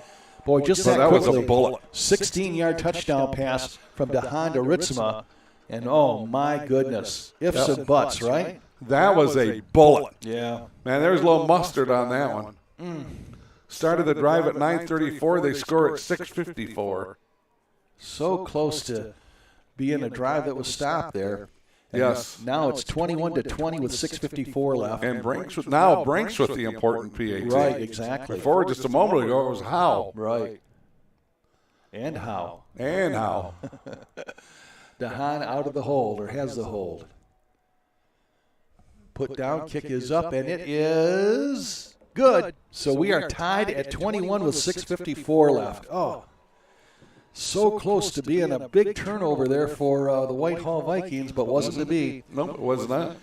So now you just, Tony Sigmund coming out, high-fiving his guys, saying, okay, guys, we got the ball. We got 6:54 left in this one. Let's bring it home, right? Yeah, absolutely. Got to get a good drive and got to get some points on the board. Scott DeCamp did a great story on Sigmund and this run that Whitehall is having, and was talking about, when you get there, so close to, one game elimination here, right? And he says one of the things that Tony Sigmund told him after the win against Fruitport last week was, he says, you know what I look forward to? Monday. We have a practice on Monday. And you get to spend another week with these guys. And I thought that was very telling about, and that's that's not the Lone Ranger, but the relationship that these coaches have with their kids. It's another week that you have with these guys. Jack Sugars once says to me, what do you think the best practice day is? What's of all the practices, what's the best one? And I don't know, week 1, first game. He goes, no, practicing on Thanksgiving morning. Yeah, there you go. Because you're playing on Friday. Yeah, you're playing the state championship. And I thought, wow, how profound. Jack did that 5 times with the Eagles. Right. Screwed up a lot of Thanksgivings, didn't he? Yeah. Ball is kicked out of the end zone, so it'll be 1st and 10 for Whitehall at the 20-yard line. Grand Rapids West Catholic 30, Lansing Catholic nothing. DeWitt 23, Linden 9 in the third. Catholics, here we go. Edwardsburg 24, Hastings 14. That's a final. So Edwardsburg did win. Okay. Yep. All right. Let's see what Whitehall can do. They are 80 yards away. Mm-hmm. And how much? 654? 654. 21 apiece. So close. Now the official's going to put a different ball into play, it looks like. Gotcha. So here come the Vikings, right to left, driving here to the north. 6:51 left to go, all tied up. John Russell with the call. Take it away. 2 wide outside their side, single setback as Jackson Cook. Stratton out of the shotgun. Stratton is going to keep it up the middle. And he's across the 20, fights his way to the 25-yard line, gain of 5 where he's brought down. How did he get? I almost think it's 6. It could be. He might got that extra yard. Yeah. How does he slide through? Yeah. South Christian did a great job pursuing down the line of scrimmage, and he slides through between 2 defenders and gets 6 yards. He does. You know who took one for the team? Jackson Cook, because he faked that handoff to him, and Cook just got blown up. Oh, no. Yeah. And now this is Stratton. He's going to keep it himself, and no, not so much luck this time. He might have gotten a yard. up to the 27 if he's lucky. And now it's going to be third down and about 3 yards to go with 6:12 left. Nineheis trips him up there. Doing a nice job. Ethan Nineheis, 6 foot, 220 pound senior. Big third down play here. 6 minutes left, 21 apiece. It's going to be 3rd and 2 from the 28-yard line of the Whitehall Vikings. 2 wide out to the right, 1 wide out to the left. Single setback is going to be Jackson Cook. Can hear the folks stomping on the bleachers below us. And it is going to be a handoff to Cook. Who else? He's got the first down across the 30 to the 31-yard line.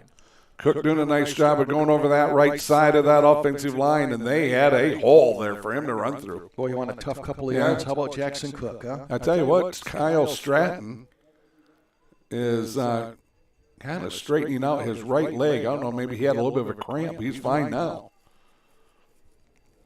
And Cook, I tell you what, tough yards, man. He is, yeah. Tough yard, tough runner. 1st and 10 ball at the 31-yard line. Stratton, now they got Boley in motion, and Boley is going to take the sweep around the right side, and he is trying to break a tackle, cannot quite do it, fights his way up to about the 34, maybe 35-yard line. Almost broke that tackle, Cal. Certainly did. I'll tell you what, over there on that stop was Vermas and Post. Almost busted that tackle, but once again picks up about 3.5, almost 4 yards on that run. Yeah, it's going to be 2nd and 6 ball at the 35-yard line. We have 4:49 and counting. We're tied at 21. Ball at the 35 of Whitehall. Stratton out of the shotgun. 3 wideouts near side here. And it's going to be a handoff again to Cook. Not much going there. In fact, he's going to do well to get back to the 35-yard line. So now you got a big third down and 6 yards to go. This is a huge third down here. Because you can't go for it there. If you don't get anything, it's going to be 4th and 6, and you can't. Plus you're punting into the wind. Into the wind, and then you're giving Brinks their field goal kick, their kicker. Yeah. I mean, he's got the wind at his back. You got to convert this. All right. Stratton out of the shotgun. Looks to his left, over the middle. High pass is brought down, and then it's dropped by Kamar Reddy. He had it originally, went down. And the ground really kind of knocked it out of his hand. Yeah, he landed hard on his back, and it just popped right out of there. He had it. He might have been short of the first down anyhow, but it would have been 4th and 1 instead of 4th and 6. Yeah, I tell you what, that would have been really close. Yeah. And here comes the punt team. But is it going to be a punt? Is it the bowling bag time? I don't know. I don't know. It could be. Never know. I'll tell you one thing, South Christian's on full alert. Yeah. Full alert. Oh, yeah. Now they're calling their guy. Yeah. They're not even dropping anybody back. They're expecting this to be a fake punt. 4:10 left. Yeah, he's kicking into the wind, too, so there's a lot of elements going against Whitehall right here. And you need a good snap. Yeah. And when you talk about he's 7 yards back, it's more like a little rugby kick. Oh, my gosh. And it got tipped a little bit. Yeah, it got tipped. He went too far. He did the rugby punt and then got too close, and the South Christian guy punted it. Or I think he tipped it. Man, so that is going to be excellent field position for South Christian. They're going to have a 1st and 10 at about the 32-yard line. That's going to be that's about where they punted it from. Yeah, yeah. So like a net 0 punt. Oh my gosh. And they have the wind and a good kicker. Yeah. So the Viking defense, you've been called on all night. You've shown all year long. Right. You are just. This is your test. And you're going up against a team that scored 426 points. Yeah, this is your test right now. 21 apiece. Both teams have, Sailors only have 2 timeouts remaining. Whitehall has all 3 of theirs. 4:04 left, 1st and 10 ball at the 32 of Whitehall. Whitehall's got to bat down the hatches here. Here's a keeper by DeHaan, and DeHaan gets some yardage, but he is stopped shorter, maybe only about 3-yard gain on that, maybe 4. Yep. And the clock's going to keep running, and Winton Napier in on that stop. South Christian moving left to right, driving to the south with the wind, ball on that far hash mark. Going to be 2nd down and 6 yards to go. Ball at the 28, 3:40 and counting here. Whitehall has got to make a stop here. 21 apiece, 3:36 and counting now. DeHaan out of the shotgun. He's got 2 wides right, 2 wides left. Single setback is Brinks. Big crowd here, anticipating both things. Some good offense and some good defense. How about that, huh? depending on what sideline you're setting on. This is going to be a keeper by DeHaan, trying to string it around the corner, and he is pursued and brought down. Elk-Gobers is right there. Again, what a game he's played, huh? I tell you what, Jaden's just been phenomenal tonight. That senior linebacker's played so well. And he is not falling for the fakes. He's, filling his lanes. He's staying home. Right. And just making tackle after tackle after tackle. We're under 3 minutes now. Yeah, 2:55 and counting. Third down, 7 yards to go. Ball at the 29-yard line. I tell you what, I think they're going to start thinking field goal because I think Brinks maybe can do it with that, with the wind. Especially if they can pick up another 5 yards. All right, now Whitehall would love him to have to make that decision. Oh, that's absolutely correct. They need a stop. DeHaan out of the shotgun. Back to pass, and he's running. Now he passes. It's in and broken up. Great defense there by number 20. That's Napier. Napier, absolutely. Everett Napier, the junior. Vermas, it was intended for him, but Napier cut in front of him, knocked the ball away, and now decision time. Fourth down and 7 yards to go. Ball at the 29. It's a 38-yard field goal if you try it. And they're going for it. Yeah, they are calling the play. All right. Wow, this is a huge play. Oh, man. I tell you what, Whitehall's done really good their first 3 plays, not giving up a first down. Fourth down and 7 yards to go. Ball at the 29. Here you go. 2:28 left. DeHaan out of the shotgun. 2 wides to either side. Oh, movement by Whitehall. Oh, my gosh. Oh. Yeah, just the defensive lineman just jump and maybe DeHaan DeHaan caught him with the cadence. Well, the good news is it will not be enough for a first down, but it moves it from a 4th and 7 to a 4th and 2. Oh. That is the second time that lineman has jumped. I'm not going to name him, but boy, that's tough. Nobody feels worse than he does, but he's... Mm-hmm. And you know what? There's 60 plays in a game. Right.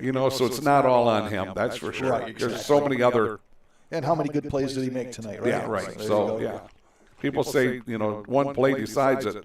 No, there's been 60 other plays that things, could have decided the outcome of the game, too. All right, here you go. 4th and 1 now. DeHaan out of the shotgun, 2:28 here in the fourth quarter. And now movement again by Whitehall, and they're going to throw another flag, and they're going to get a first down. Boy, DeHaan, with his cadence now, is making some movement. I know the linebacker out there. Yards.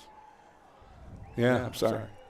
The linebacker out there is making a case that he got back. So that's going to be 10 yards and penalties, and that's a first down. So he went from a 4th and a 7, Cal, to a first and ball on the 18-yard line, 1st and 10. Gosh. Oh, the chances Whitehall's had here in this last quarter, right? First of all, almost a pickoff in the end zone before they got the touchdown pass.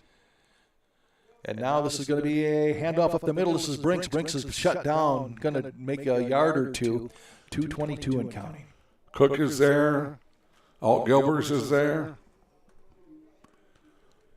21 apiece, 2:13 and counting. It's going to be 2nd and 8 ball on the 16-yard line. Lumen Christie 7, Lawton 6. Ottawa Lake Whiteford 38, White Pigeon 26. 2 wideouts to the left, 1 wideout to the right. Brinks standing next to DeHaan. DeHaan out of the familiar shotgun. Surveying the defense. Down to 1:45 now. Milking the clock a little bit. Now he's going to run it around the right side. Got some room. He's down to the 10, down to the 9, down to the 8, down to the 5-yard line. 1st and goal for South Christian with 1:34 left. Did you see DeHaan headed towards that sideline? He stopped and did the break not to go out of bounds. Said, wait a minute, I don't want to go out of bounds. Yeah. No, heady play by him and then actually got a couple more yards. Yep. Any other time he runs out of bounds, right? It's no big deal. And he goes, whoa, I don't want to do that. I give him credit there, right? Yeah, you bet, absolutely. That's a smart play by him. Clock rolling now, 1:17 left. Now you're certainly in Brinks range because it's almost no point. And no difference. It's an extra point. Right. With the wind at your back. 1st and goal from the 5-yard line. And we have not had the entire night. Have we had one turnover the entire night? Man, I don't remember an interception. So. I don't remember. Almost had a huge interception. Yeah, we did. I don't want to keep belaboring that point, but it is huge. Arlene reports Grand Rapids Catholic Central 42, Portland 19. That's a final. Okay, so Oak Ridge, if they get by Gladwin tomorrow, will play Catholic Central. Scoop reporting Detroit Martin Luther King 22, Birmingham Brother Rice 12. Okay. Jackson Lumen Christie 7, Lawton 6. Already know that Edwardsburg is 1, so they are going to play next week against whoever lasts this one out here. Timeout, by the way, called, in case we didn't mention it, timeout called by Whitehall defensively. So they're down to 2, as are South Christian. They have 2 timeouts remaining. When we get back to live action here, which will be momentarily, it's going to be first and goal from the 5-yard line with 1:10 left. We're tied at 21. Well, now that laptop comes into play for me. Here we go. All right, out of the shotgun is DeHaan. 2 wideouts either side. Handoff up the middle. Brinks, and he's brought down at about the 3-yard line. It's going to be second down and goal. Oh, man, getting up slowly. Getting up slowly as a quarterback, DeHaan. Boy, Shane Cook put a big hit on him, did he not? Another timeout here by Whitehall. So Whitehall burning their they have 1 timeout remaining now, down to 1 minute left. They want to preserve the clock in case they get the ball back. They have a little bit of time left to have to do whatever they got to do. Boy, this one has come down to the way it was built, number 1 versus number 2. It really has. Right here now. Both these teams have shown a lot of respect. Maybe not in the social media. Yeah. South Christian has been talking here for a while. Has it? Yeah, they have been. Certainly not the coaches. The coaches maybe didn't know about it because you'd think they would have put a stop on that. Right. But I've seen some of the social media messages today that were sent to me. I'm thinking, boy, I bet the coaches don't know about this. All right, so you're looking at second and goal from the 3-yard line. A minute left in this one, 21 apiece. Somebody's season is going to come to an end right here. Whitehall will have 1 timeout remaining. You know what? They've still got 2 on the. That can't be right? They got to have 1 timeout unless maybe we thought South Christian took one of those timeouts. Maybe they still got 2 on the board. Yeah. Okay.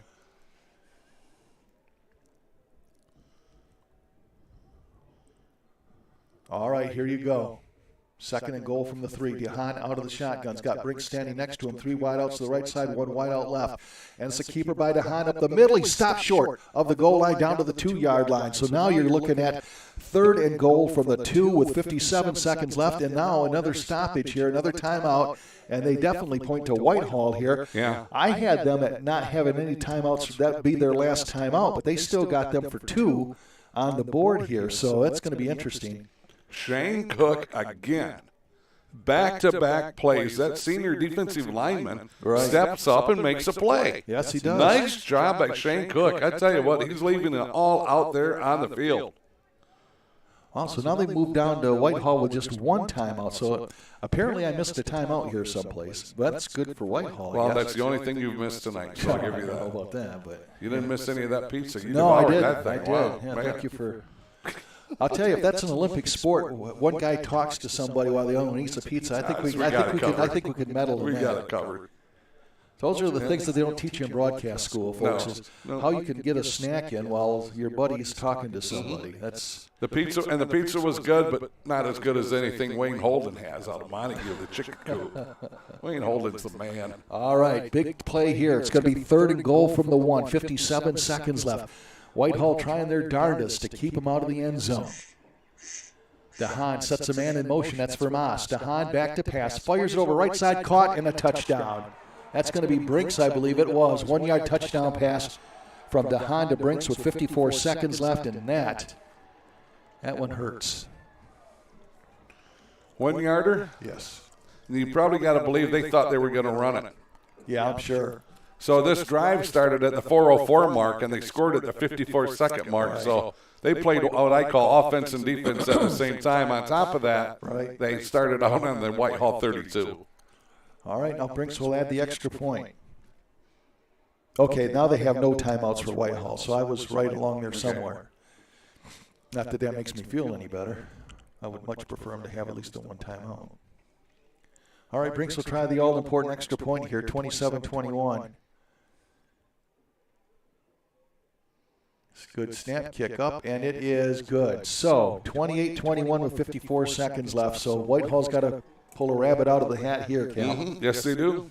And it's got to start with special teams. Got to try to get a good return here. Napoleon 14, Monroe St. Mary Catholic Central 7. Thank you, Scoop. Detroit Martin Luther King 22, Birmingham Brother Rice 12. I got to send this score on here a little bit. Boley has one kickoff return. We saw it last week for a touchdown, 80-yard touchdown return. Mm-hmm. Can Magic strike again? Now you got to figure that the kicker's not going to be kicking. I'm thinking this is going to be along the line of a squib. Yeah. This thing's going into the... well, they have kicked a couple of touchbacks, so they have that ability. So yeah, this one's going right through the... He's going to kick this one as far as he can.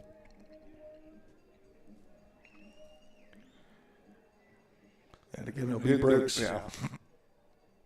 Oh, my voice is going to last just long enough for this game, Cal. Mm-hmm. 54 seconds left. And here's the kick, and it's going to be short of the goal line and is fielded by Boley. Here we go. He's down to the 10, 15, 20. He's at the 25, 30. He's at the 35, cuts back at the 40. Still on his feet, fights his way up to the 45, 46-yard line with 45 seconds left. So Boley gets it out to the 46-yard line. Do you believe in miracles? Well, yes, I do. All right. Why would you even kick to him when you know they've watched film on this kid? That's just one of those sometimes you just shake your head and like going, why are they doing that? And you got to believe the coaches are going, don't kick to this kid. And then they did. Yeah, whatever you do, right? Yeah, do not kick the Boley. All right, here we go, folks. Stratton out of the shotgun, 1st and 10 at the 46-yard line. Whitehall, no timeouts remaining. Stratton now back to pass, feels the heat, goes down. He is down, ball is loose. But he was down. Yeah, he was down. So he was down, yep. It's going to be a loss all the way back to the 37-yard line. So clock will continue to roll. Whitehall cannot stop it. They do not have any timeouts remaining. So now you're looking at 2nd down and long, 2nd and about 15 anyhow. Stratton back to pass, steps up, flag down, fires it over the middle. It is caught and then dropped. Yep, but that place never happened because the official blew the whistle right away. So this is going to be something against Whitehall anyhow. But I'm assuming that South Christian will probably decline the penalty. You would think so, take it down, right? Yeah, it's going to be holding against Whitehall, but I look for South Christian to decline this to keep the down box rolling, making it 3rd. It's already 3rd and, at least 3rd and 20, I guess, right? Well, it took him all evening, but Officer JV finally has us on the big screen and listening. Oh, all right. Hey, JV. Yep, and it was his wife's anniversary. He thought he had better. Well, it's got to be his anniversary. Well, too, right? Yeah, his anniversary too, I guess. That's a partnership there, Cal. And anniversaries, it's just the wife. Right, yeah. John, they accepted the penalty. They walked it back another 5, yeah. Well, I guess they figured that the yardage, okay. So they're going to, I guess, yeah. Mm-hmm. Would have thought you'd kept the draw. Yeah. That's, I'll tell you what, that's how much respect they have for Stratton, isn't it? Absolutely, yep. Yeah, they said, hey, we'll go ahead and keep it 2nd down, but we're going to put you 10 yards farther back. So the ball's back on the 30-yard line. And now we got 20 seconds left. Whitehall with no timeouts remaining, trails 28-21. We have the sideline judge and the official down here having a chat. Right, just maybe some clarification or something. Oh, that's just where he's standing. Okay. And then, that's like the defensive coordinator. They ended up standing right by each other. I thought maybe they were having a chat together, but no, just where they end up both being in position to make the official to make. Oh, you know what? They added 5 seconds to the clock, so it's 25 seconds. All right. Whitehall says more of that. Let's add some more time here. Yeah. Now the clock is rolling. Stratton back to pass over the middle. Caught by Boley. He is up to the 40, 45, trying to get away. Desperately, he can't. So now they got to hurry up and line up. It's going to be 3rd down now and long. It's 10 seconds, down to 9 seconds. Stratton's going to just spike it with 7 seconds left. So now you got time basically for one play. Yeah, and that's just it. And Stratton, he's got the arm. Right. But to throw that Hail Mary, he's going to have to throw at a minimum of 53 yards into a stiff wind. Yeah, because the ball is going to be spotted down at the 44-yard line of Whitehall. So you're, 60, help me with the math there. That's 50, 60, whatever. Yeah. Math was not a history. You tell me how many people. 56. Thank you. You're welcome. And you know what? And they got to, it's got to be done here because it's going to, they don't have any timeouts remaining. Boy, you don't have the deck stacked against you. Back to passes, Stratton. Stratton now flies it over to Boley. Well, there goes a flea flicker, gets it back over. Now we got all the Music City miracle happening here. They get it back to Stratton. He's going to pass it over right side to somebody way over there. I think that's Ayler. It is. Trandon Ayler has it up to the 50-yard line. Now he's going to look for somebody to throw to. He does. He's got Boley over there at the 50-yard line. Boley has it around the 50. He's going to fling it in the air, and it's going to come over to, that's going to be a forward pass. And that's a forward pass. So that's where that's all going to end. But Whitehall almost had something happen there. They stalled it off as long as they can, but their season is going to come to an end. 28-21, they lose to South Christian. Man, they almost, that had a lot of stuff happening there. Yeah, they finally got it back to Boley. I was actually looking for Boley to run that a little bit more, weren't you? Yeah, I was. And then he kind of gave it into the pass, but then he threw the pass over, a forward pass instead of a lateral, and that was where this all came to an end. But I'll tell you what a game, and now you see the Whitehall players just spent on the field here. Yeah, I tell you what, Boley went down on one knee. 3 South Christian players came up to him and kneeled down by him. Nice show of sportsmanship right there by South Christian. Good show of sportsmanship. This was a hard-fought, well-played game. No turnovers, few penalties. Very, very few penalties. Oh, yeah. And, yeah. Tony Sigmund gathers the crew to get in the handshake line right now. They're obviously very disappointed to have the season end the way it has. And now South Christian will be the team that goes on to play Edwardsburg. Yes. Wow. 2 offensive juggernauts going at it, and for the longest time it was a defensive battle. And it comes out 28-21 in favor of the Sailors of Grand Rapids Christian. And, man, I was looking forward to calling one of those weird plays there, the old Music City Miracle where everybody laterals it back, and they pulled it on. Well, it started back at about the 30-yard line, right? So they got it up to midfield, so 20 yards on it. But, boy, what a great team this way. That's what's so sad is you only get so many, a window of opportunity unless you're Muskegon or somebody like that where you keep going back year after year after year. But you want these kids to keep going as long as they can. Now, they're going to have a talented group coming back, but that doesn't do the seniors on this team any good. No, it doesn't. And they were, you always wonder. And I go back to the plays that they had. They had the opportunity at the end. They almost had an interception in the end zone right before the touchdown pass. And then, like I said, ifs and buts. The final score 28-21. You want to do a final scoring summary here, Calvin? I can do that in 1 second. Okay, you're still multitasking there, are you, sir? Well, I got Shane wanted to know the final score, stuff like that. Tom Roy from the Edwardsburg, he wanted to know the final score. Okay. Oh, boy. Todd Scoop Hansen says, what a great season for the Vikings. That really has certainly been. was. You betcha. Thank you, Todd. Appreciate that. Look forward to getting behind the microphone. I'm sure he'd be there for basketball. He will be. Oh, yeah. So we'll run into him there, too. Yes, we will. Well, for South Christian, you want me to do theirs, too? Both of them, or just Whitehall's? Or you can do whatever you want. Oh, okay. Your call. All right, we'll do South Gentleman's Christian. choice. All right. Wow. You called me a gentleman, not used to that. Their first score, they started out the 5:20 mark in the first quarter, score at 46 seconds left. Started out 1st and 10 on their own 31, 1-yard touchdown run by Dahan. The Brinks kick was good, and they were off and rolling. It took them 4 possessions till they scored again. First possession, third quarter, started the drive at 11:53, scored at 6:40. 15-yard shovel pass from Dahan to Brinks. Brinks kick was good. That time it was 14-7. And then 2 possessions after that, we have the 16-yard touchdown pass from DeHaan to Brinks. And the Brinks kick was good. Started the drive at 9:34. They scored 6:54. That one made it 21-14, I believe. And then it went to 21-21. And actually, the game-winning touchdown. Yeah, this was the backbreaker, wasn't it? Yeah, they started off 1st and 10 on the Whitehall 32. Started the drive at 4:04. They scored 54 seconds left. DeHaan to Brinks, 1-yard touchdown pass. The Brinks kick was good. That's 28 points there for South Christian on the evening. For Whitehall, they went 1, 2, 3, 4. They did not score until their 5th possession. Wow. Started off 1st and 10 on their own 38. Started the drive at 4:49. They scored 3:47. Ended up being a 46-yard touchdown pass from Stratton to Thompson. And the Howe kick was good at that point, 7-7. Their first possession in the second half, they started out 1st and 10. Started the drive at the 6:31 mark. They scored at the 2:50 mark. 5-yard rushing touchdown by Cook. The Howe kick was good. That was 14-14 apiece. And then they took the lead on their very next possession.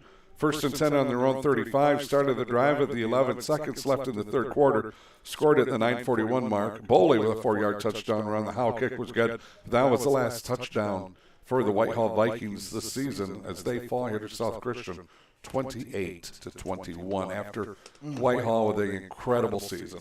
Yeah, I want to again salute those seniors, especially since this is their last dance here for the Whitehall Vikings. Of course, Nate Boley, he's going to be sorely missed. Lucas Palmer, Jaden Altgobers, another senior. Landon Howe, the kicker. Grayson Shepard had the year where he missed all of last year with an injury, brought himself back this year and just had a fantastic year. So he has played his last high school game. Another senior to salute, Jack McDowell, their fine kicker, their place kicker. And then you go all the way down to Chaz. I've told you how to say his name now, Nazurski, right? Nazurski, yep. Yeah, okay. He's one of the. They're going to lose some linemen here. I think all 5 linemen are starters. Yeah, I do believe you're right. You lose him. Wesley Russell, who didn't get a chance to play today, he's a senior. All of a sudden, also Chance Monroe, senior. He's a center. He's going to be graduated. Whitten Napier, what a great career he's had here. Senior, he is going to be gone. And Shane Cook as a senior. And let me see here. Did I miss somebody? Yeah, Jackson Cook. How could I miss him? The fine running back. So that's the end of the season for those guys. So I'll tell you what, now it's up to Oak Ridge to keep us alive in the playoffs. They will play Gladwin tomorrow. Yep.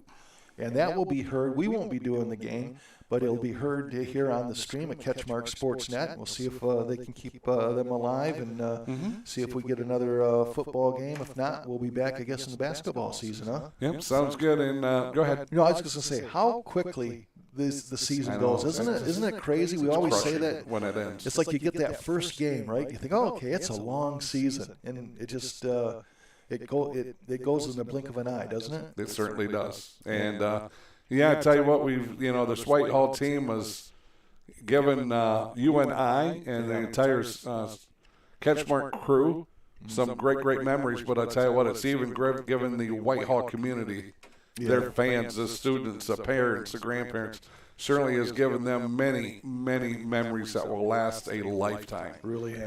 That is certain. You bet. All right, I want to salute our sponsors one final time before we check out here. I want to thank North Grove Brewers, Van Dyke Mortgage, Foundation Systems of Michigan, Durga Insurance Group, Green Ridge Realty, Chris Dykema, Sarah Rio, Big Stone Therapies, Grieve Law, Scheid Heating, Cooling, and Plumbing, and Dave Dusenberry, Coldwell Banker. Again, want to thank those folks for jumping on board and helping us pay Cal's extravagant salary there. So, yeah. Yeah, okay. We appreciate that. Yes, we do. All right, partner. It's been a fun year again. Yes, it has, buddy. What was that, 28 years? 28 years. Man. Together longer than most marriages. That's right. And hopefully it will be another, I don't know, I don't think we're going to make it another 28, Cal. I don't think that's going to happen to you. No, probably not. But that's, hey. Well, we'll be optimistic. We'll be optimistic. That is correct. All right, hey, we want to thank everybody, all the people, our lead back at home, Rick Hickman. It was great to have Rick along with us, and boy, we miss our old days with our partner there. He had the best post-game show going, didn't he? He did. Back in the day, and then, of course, Scoop Hansen, and I'm sure there's other folks I'm forgetting that came along for a ride as well. I want to thank the CatchMark crew for setting us up, Billy Mann, and, of course, Brent and the crew at CatchMark for putting a couple of old fogies back behind the microphone and allowing us to have some more fun here. Again, a sad day for the Whitehall Vikings.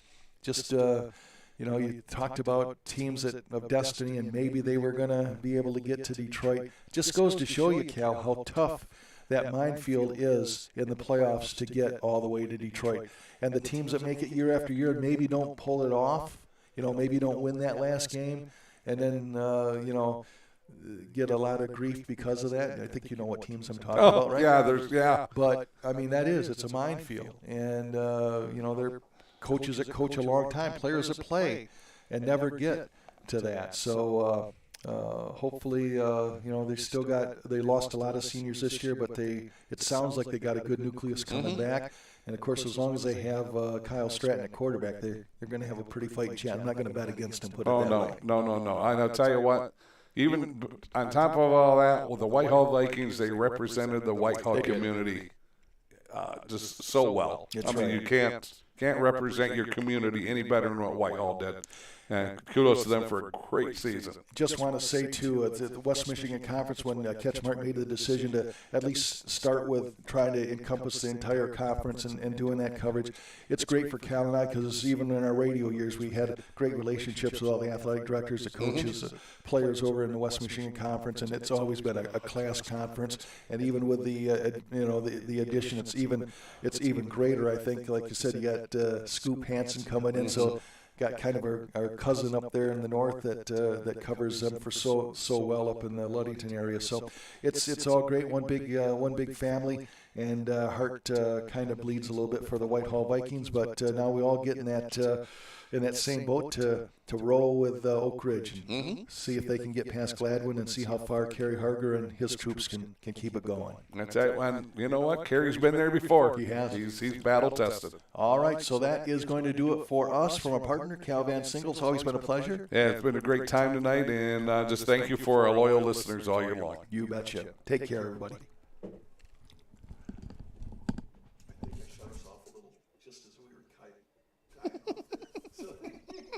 Well, maybe I got us in there. I know. We're tying it off. Man. If we don't get another one.